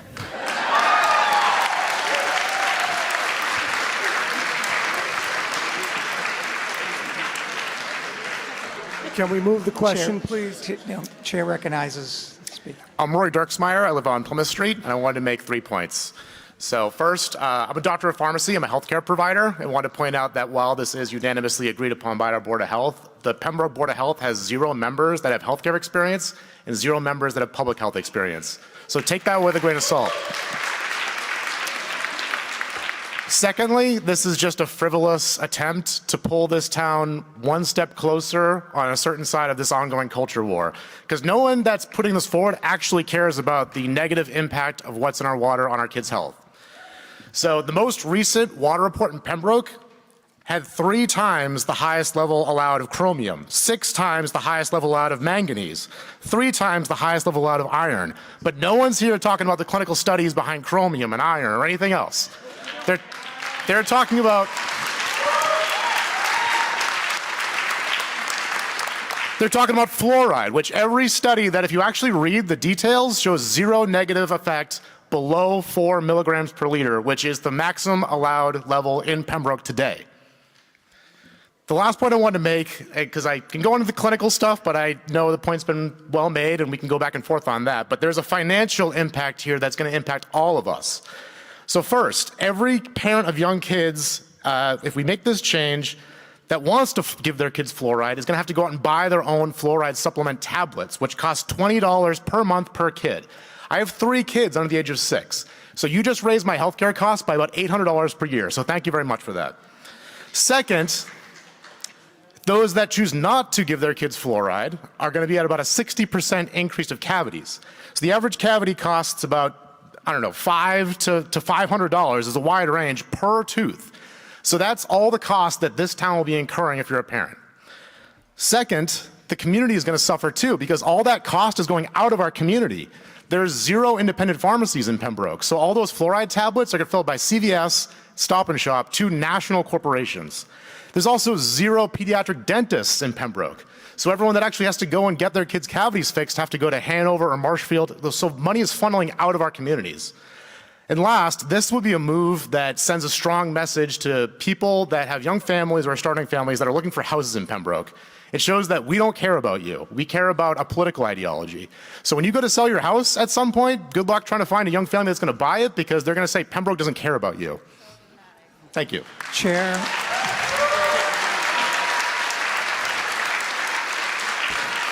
Chair recognizes Bob DiMarzo, former chair. Bob DiMarzo, Stage Stop Lane. Lot to say. I agree with this article. I've lived in this town 48 years, had fluoride. I've had fluoride in other communities I've moved into, and I've sent a lot of dentists on vacation. Can anybody here that says we should keep this tell me they don't have any cavities? That their children do not have any cavities? As far as tablets, this is what really hit me about this. We're saying that drinking that water like that is going to solve our cavities. Well, I just had an implant started, or getting started, after going through the whole routine, cavity, the this, the that, and so on. And the specialist gave me something. He says, well, you might have something going on again. And I'm prescribing dental gel, 1.1% gel. The instructions are, brush 3 times a day, do not rinse. And this is not a tablet. I don't know how a tablet is going to help you with your teeth when it goes down your gut. And we're not talking about what the effects are in your stomach when we talk about trash bags and how that leaches into it.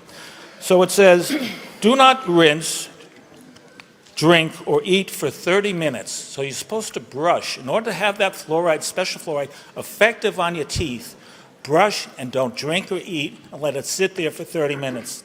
Yet we're saying that we're solving all the problems of our town, and nobody's going to move into this town because we don't have fluoride, where all the other surrounding towns don't have fluoride, and that one drink is the thing that's going to save your children's teeth? I don't think so.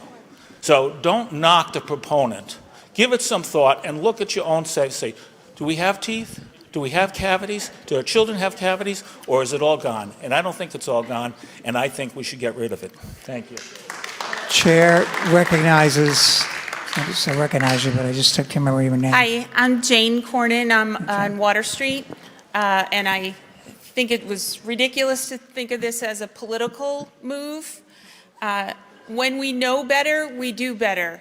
And the most recent, most extensive studies, including a 6-year Cochrane review, show that fluoride has a negative effect on children's IQ. It is even at the current recommended levels of 0.7, which we've gone over that many times lately. Populations most affected are pregnant women and babies. I think it's time that we look out for pregnant women and babies, and the babies' brains are affected. And thinking about the finances of the town, if we have this information now and a pregnant mother has a baby with a disability, I would sue. If I'm in a town that won't remove the fluoride and we know it hurts the baby's brains, that is an absolute possibility. I'd also like to mention that the CDC has acknowledged that fluoride has no systemic effect, that they used to think that it affects the buds of the teeth before the baby was born, and that has been disproven 100%. The majority of Massachusetts towns do not put fluoride, and there are 6 states that have removed fluoride and banned it over the past couple years because of these studies. 99% of the fluoride is flushed into the environment, and it harms plants, aquatic life, and soil. And there is a 4% correlation for every half a, I don't know what it's considered, milligram, half a milligram raise in the fluoride. There's 4 IQ points that have been proven in tests. So it is just something, how about we look out for the children? The chair. And I would like to finally say that brains, I would assume that everybody that pays for dental care would rather pay for dentists than a neurologist or a brain surgeon. The chair is very pleased to recognize the next speaker, who was on the Board of Selectmen in the late 60s. Ed, did I get that right? Still a regular at town meeting and engaged and often speaks. Chair recognizes former Select Board member Ed Quill. Oh, thank you, Mr. Moderator. Just so happens about 54 years ago, I was chairman of the board, and so I was asked to study fluoride and then get up and either be for it or against it. Well, I ended up for it, and I had to get up in town meeting and speak about it. The major thing that it was against it back then was they thought it was a communist. The communists were after us, and they want. This is one way of getting into our blood system and so forth. But in any case, I have to say, I have 5 daughters growing up in the town, and to this day, they have pretty good teeth. And fluoride's pretty good for you all around. I just want to get up and say that. It's turned out to be okay.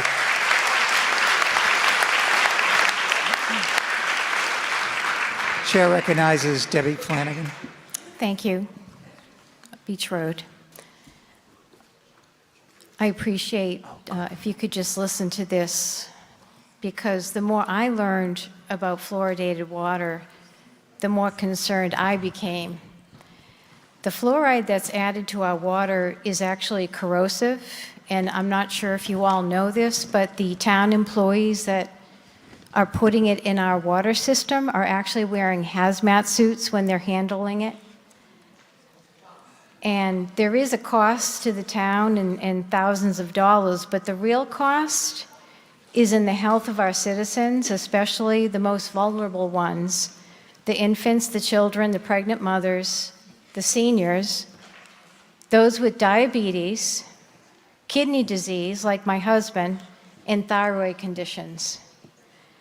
Hundreds of studies have been conducted over the last couple of decades.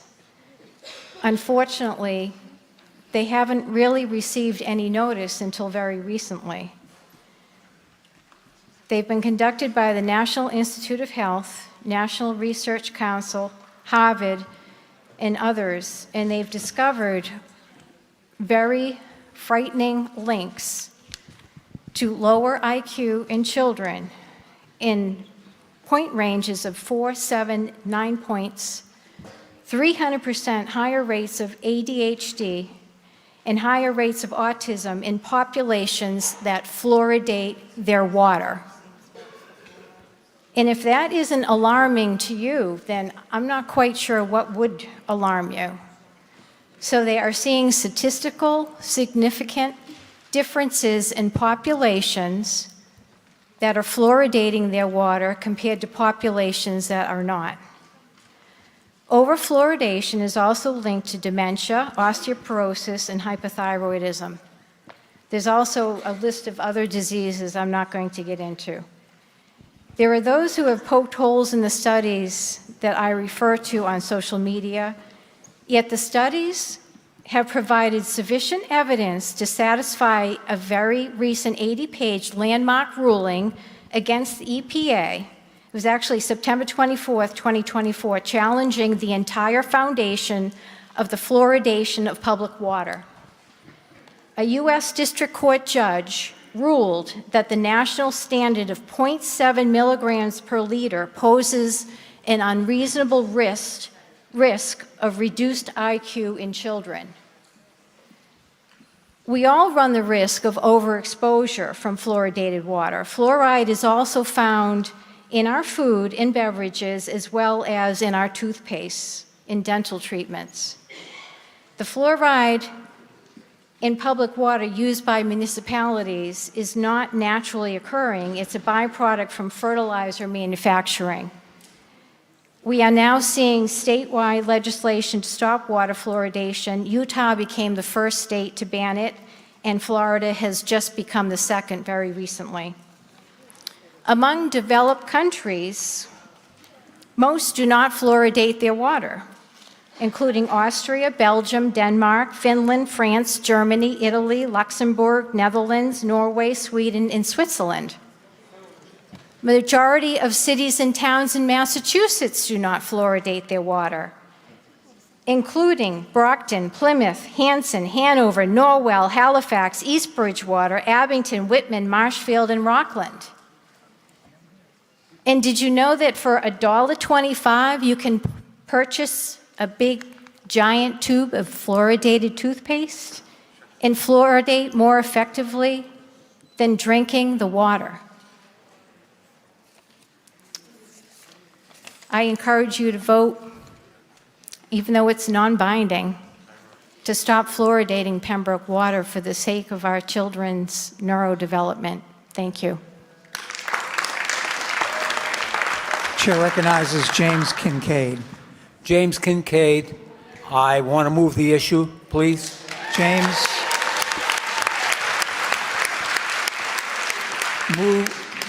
moves the question. It's been seconded.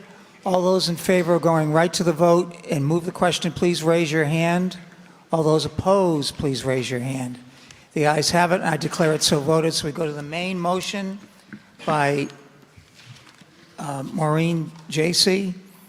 To discontinue the fluoridation as printed in the 2025 annual town meeting warrant under Article 28. All those in favor of her motion, please raise your hand. All those opposed? The noes have it, and I declare it lost.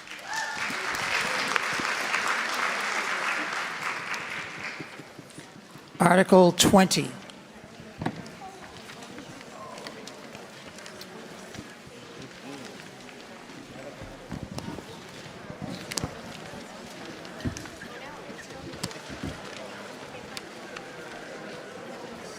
Article 20 is on page 24 of the warrant. Chair recognizes someone from advisory, right? Oh, I'm sorry. Chair recognizes Rich Flynn from Board of Select Board. I move that the town vote to amend the general bylaw, Article 20, Police Regulations, Section 14, by inserting new text shown as underlined as printed in the 2025 annual town meeting warrant under Article 20. Motion's been made and seconded. Is there any discussion? Seeing none. All those in favor of the motion made by Rich Flynn, please raise your hand. Opposed, no. The ayes have it, and I declare it so voted. Before we go to the next article, the chair has been reminded by the town meeting clerk, Peg, that Patrick Chilcott is retiring from the school committee after many, many years of service, and we just want to take the opportunity to thank Patrick for his service to the school committee and the community. Article 9.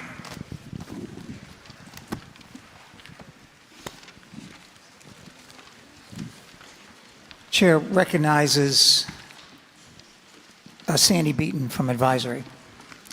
Move that the town raise and appropriate the sum of $92,801 and transfer the sum of $31,000 from the ambulance fund and $61,801 from the overlay reserve to fund the cost items of the first year of the new collective bargaining agreement between the town of Pembroke and the Pembroke Permanent Firefighters Association for the period from July 1st, 2025 to July 30th, 2028.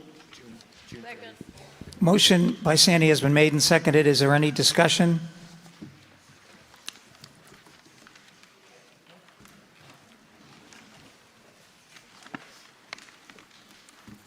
Oh, okay. I guess not. All those in favor of the motion, please say aye. Aye. Opposed, no. The ayes have it, and I declare it so voted. Article 10 on page 12. Chair recognizes Tim Landy from advisory. Move that the town vote to accept the provisions of Chapter 399 of the Acts of 2024 to permit the installation, operation, and maintenance of school bus violation detection monitoring systems on school buses. Motion's been made and seconded, and if you want to read the fairly recently adopted state law, it's in Appendix F of the warrant. Is there any discussion on this matter at all? Seeing none, all those in favor, oh yes, Chair recognizes, I'm sorry, I have to state your name again. Nicole Leidick, Wampatuck Street. I just have a question as to what the expected cost is going to be versus what the intended revenue is expected from the ticketing.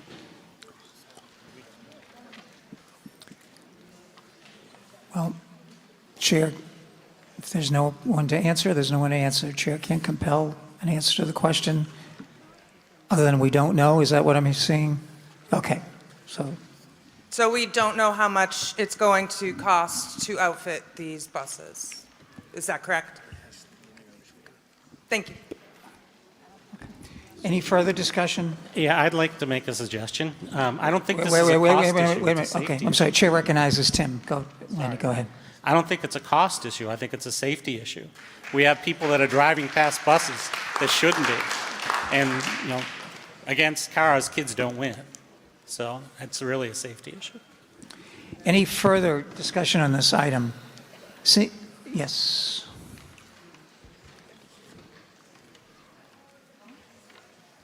And once again, I'm just going to ask you to repeat your name. Stefan Svoy, can Stefan. you just tell me what the safety issues are? Chair recognizes Tim Landy. We have people that are passing buses while they're letting kids off of them. So potentially a kid could get run over. Any other discussion? Seeing none. All those in favor of the motion made by advisory, please raise your hand. Opposed, no, please raise your hand. The ayes have it, and I declare it so voted.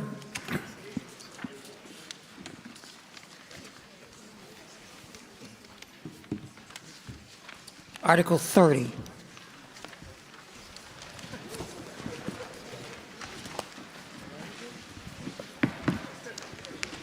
This is another petition article. Article 30, it's on page 30 of the warrant. So is Nicole in the House?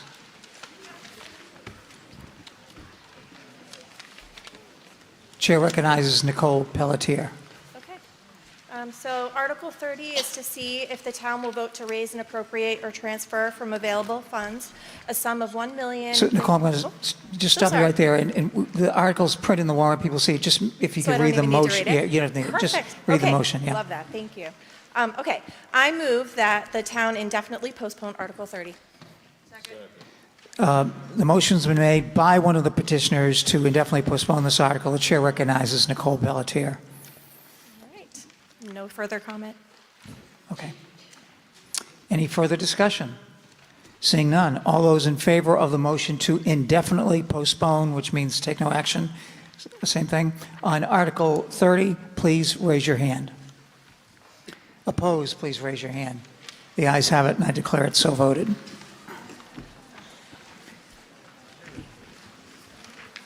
Article 1 we did, right? Okay. Article 2 we did. Article 13.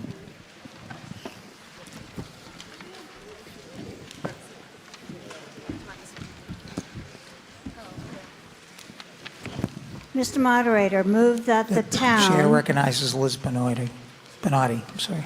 Move that the town vote to amend Section 4, subsection 10 of the town zoning bylaws by adding the underlined text and removing the text shown as strike-through as printed in the 2025 annual town meeting warrant under Article 13, Amendment A.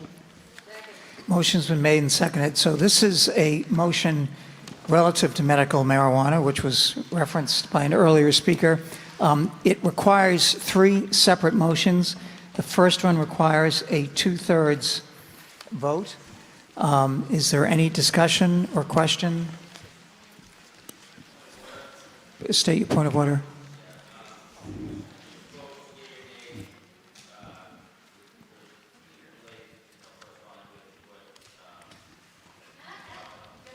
Okay, so it would be helpful if we had someone maybe that could explain the article. And so the town recognizes Bill Chenard. So motion A simply changes the language from registered marijuana dispensary to a permitted marijuana dispensary. It's a correction in the language. And a permitted marijuana business, right? So just for clarification, please correct the chair if I'm wrong. This essentially allows non-medical marijuana sales in current medical marijuana district. Is that correct? Okay. Any other discussion on this? Again, 3 motions. This one does require a, since it's a bylaw change, requires a 2/3 vote. So all those in favor of the motion, please raise your hand. Opposed, please raise your hand. The ayes have it, and I declare it having reached the necessary 2/3 necessary for passage. Chair recognizes Liz Benotti.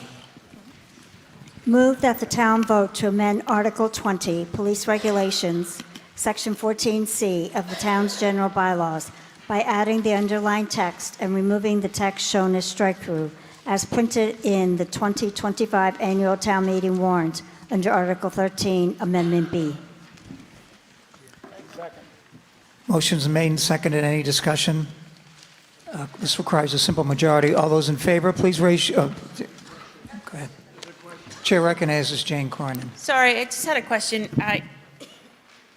I was just wondering when we developed the marijuana overlay district. As a North Pembroke resident that's near Stop and Shop, I just feel like we got all the overlay districts, the MBTA zoning going here, the medical marijuana overlay district, which I didn't even know we had. It just feels like you might want to put something on another side of town. I don't know. So, Chair, can you address that question? Chair recognizes Bill Chenard. Yeah, I'm not 100% sure, but it was about 11 or 12 years ago.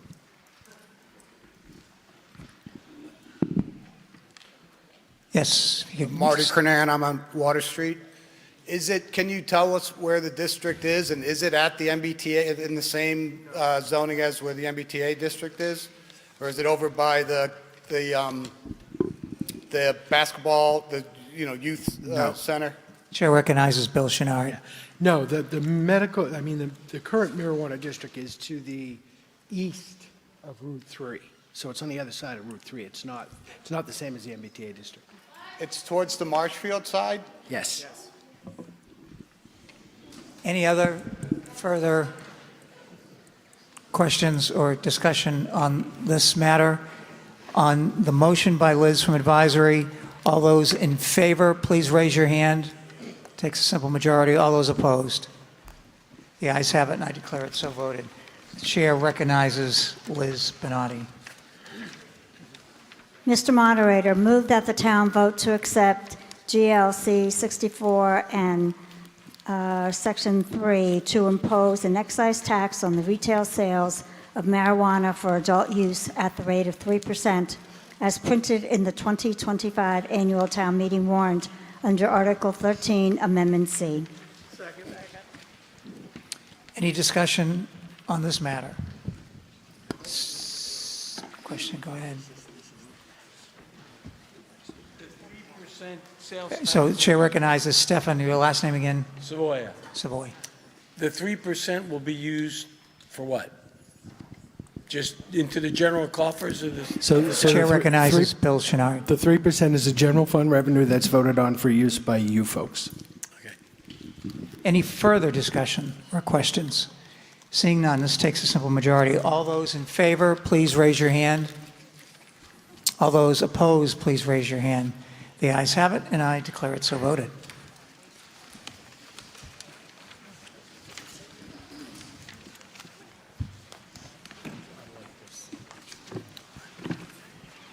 Article 4.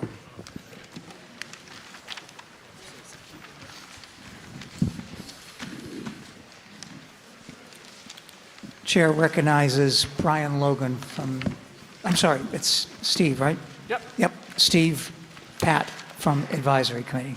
Move that the town appropriate the sum of $2,766,533 from the solid waste revenues to fund the fiscal year 2026 Solid Waste Enterprise Fund as shown in Appendix D of the 2025 annual town meeting warrant. Second. Any discussion on this matter? Chair recognizes Matthew McNeely. Mr. Moderator, I'm just wondering if we may get a quick preview of the solid waste budget. I mean, years past, we were talking about bowling balls that were for additional expenses. There were all of these costs associated with our trash bill. I assume that this is the article that we're talking about right now, is the cost of the trash collection. Chair recognizes Bill Chenard. And by the way, that details of that budget are in Appendix D of the warrant.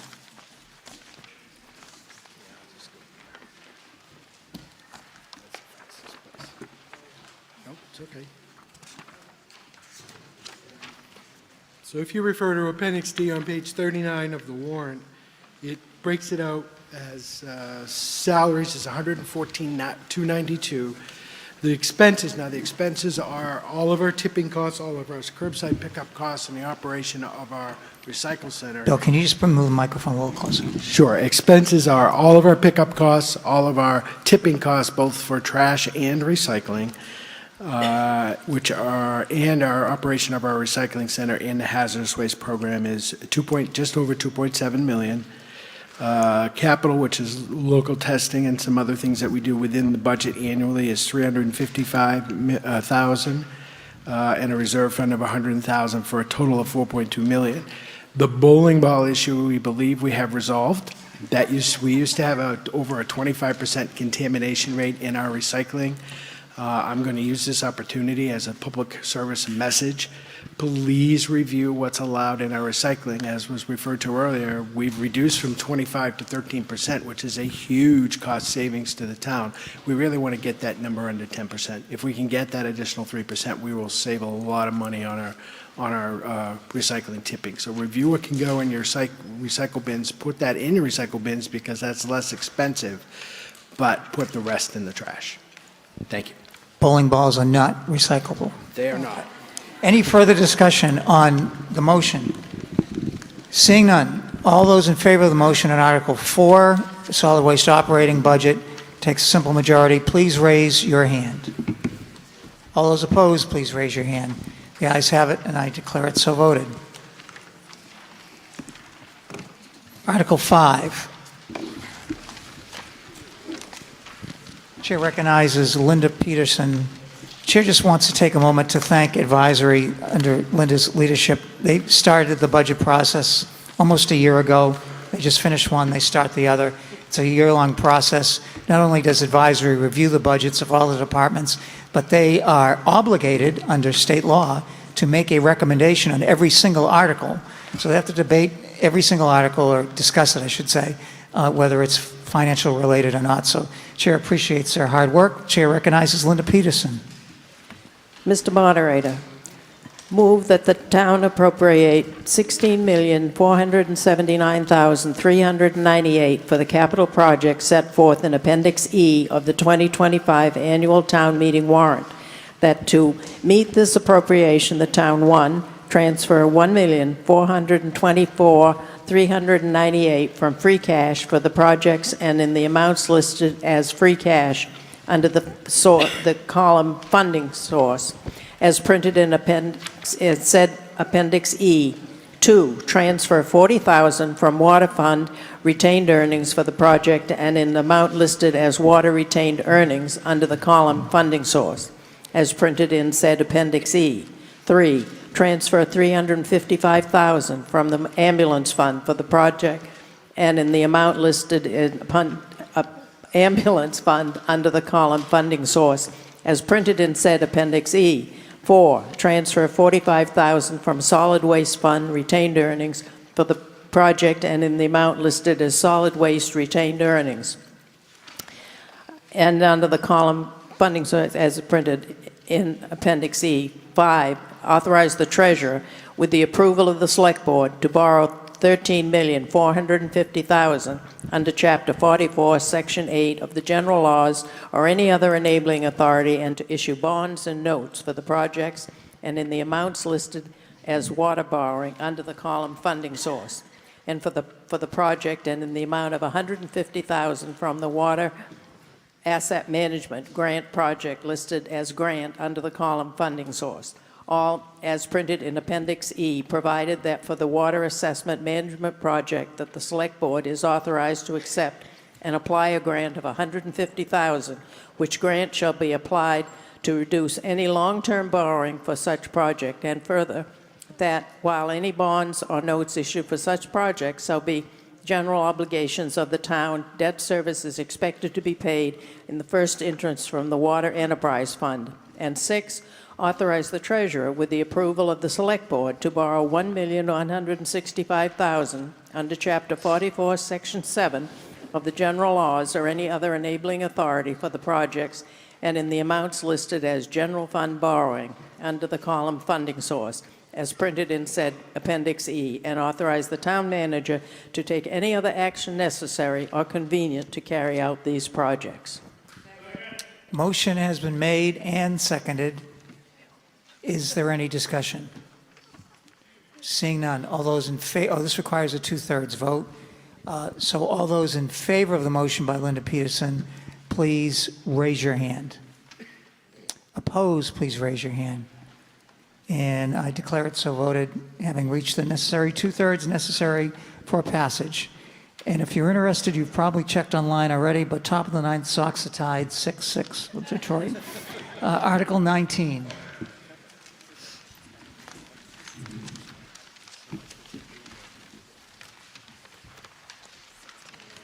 Chair recognizes Rich Flynn from the Select Board. I move that the town vote to amend its general bylaws, Article 10, Advisory Committee, by deleting text shown as struck through and inserting new text shown as underlined in the 2025 annual town meeting warrant under Article 19. Motion's been made and seconded. This is another bylaw change submitted by the Bylaw Review Committee. Is there any discussion or question? Seeing none, all those in favor of the motion by Rich Flynn, please raise your hand. All those opposed, please raise your hand. The ayes have it, and I declare it so voted. Article 16.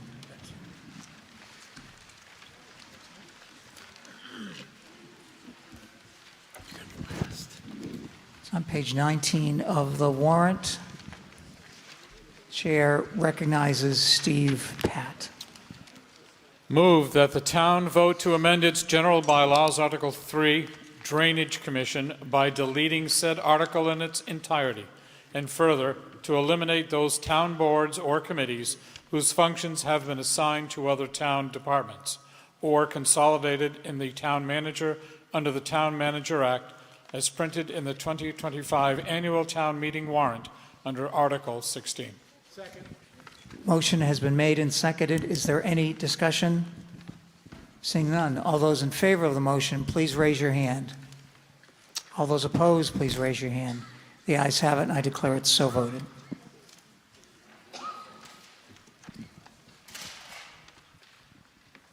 Article 11.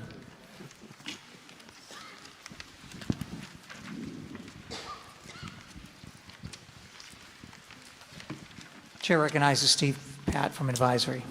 Move that the town vote to approve Article 11 as printed in the 2025 annual town meeting warrant. Second. Motion's been made and seconded. This does require a 2/3. Is there any discussion or question?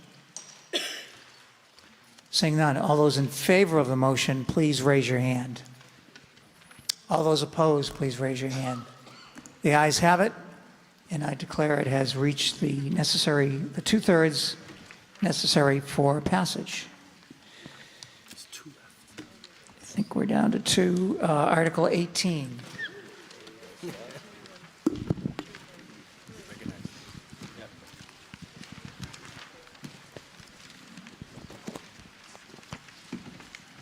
It's on page 21 of the warrant. The chair recognizes Scott Shaharn. I move that the town vote to amend its general bylaw, Article 31, Historical District Bylaw, Section 3, relative to the alterations of a roof in the historical districts by adding the words shown bold and underlined as printed in the 2025 annual town warrant under Article 18. Motion's been made and seconded. Any discussion or question? Seeing none, all those in favor of the motion just requires a majority. Please raise your hand. All those opposed? The ayes have it, and I declare it so voted.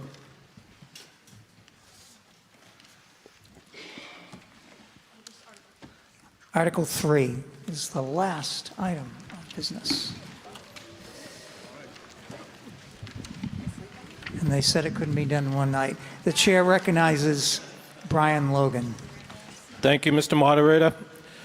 Move that the town appropriate the sum of $4,944,069 from the water revenue to fund the fiscal year 2026 Water Enterprise Fund as shown in Appendix C of the 2025 annual town meeting warrant. Motion has been made and seconded. Is there any discussion? The details are in Appendix C of your warrant. Seeing none, all those in favor of the motion, please raise your hand. All those opposed, please raise your hand. The ayes have it. Before I recognize a motion to adjourn, the chair just wants to thank you for your attendance, for sticking to it. A lot of awesome debate and a lot of accomplishments tonight, and we got it all done. So the chair thanks you. Thanks the Board of Selectmen, too many people, too numerous to mention the town's clerk's office and others for making sure that the warrant is done correctly and that the meeting is conducted in a proper manner. And so the chair of the Board of Selectmen, Tracy Marino, moves that the meeting be adjourned. Is there a second? Second. All those in favor, please say aye. Aye. Opposed, no. The ayes have it. I declare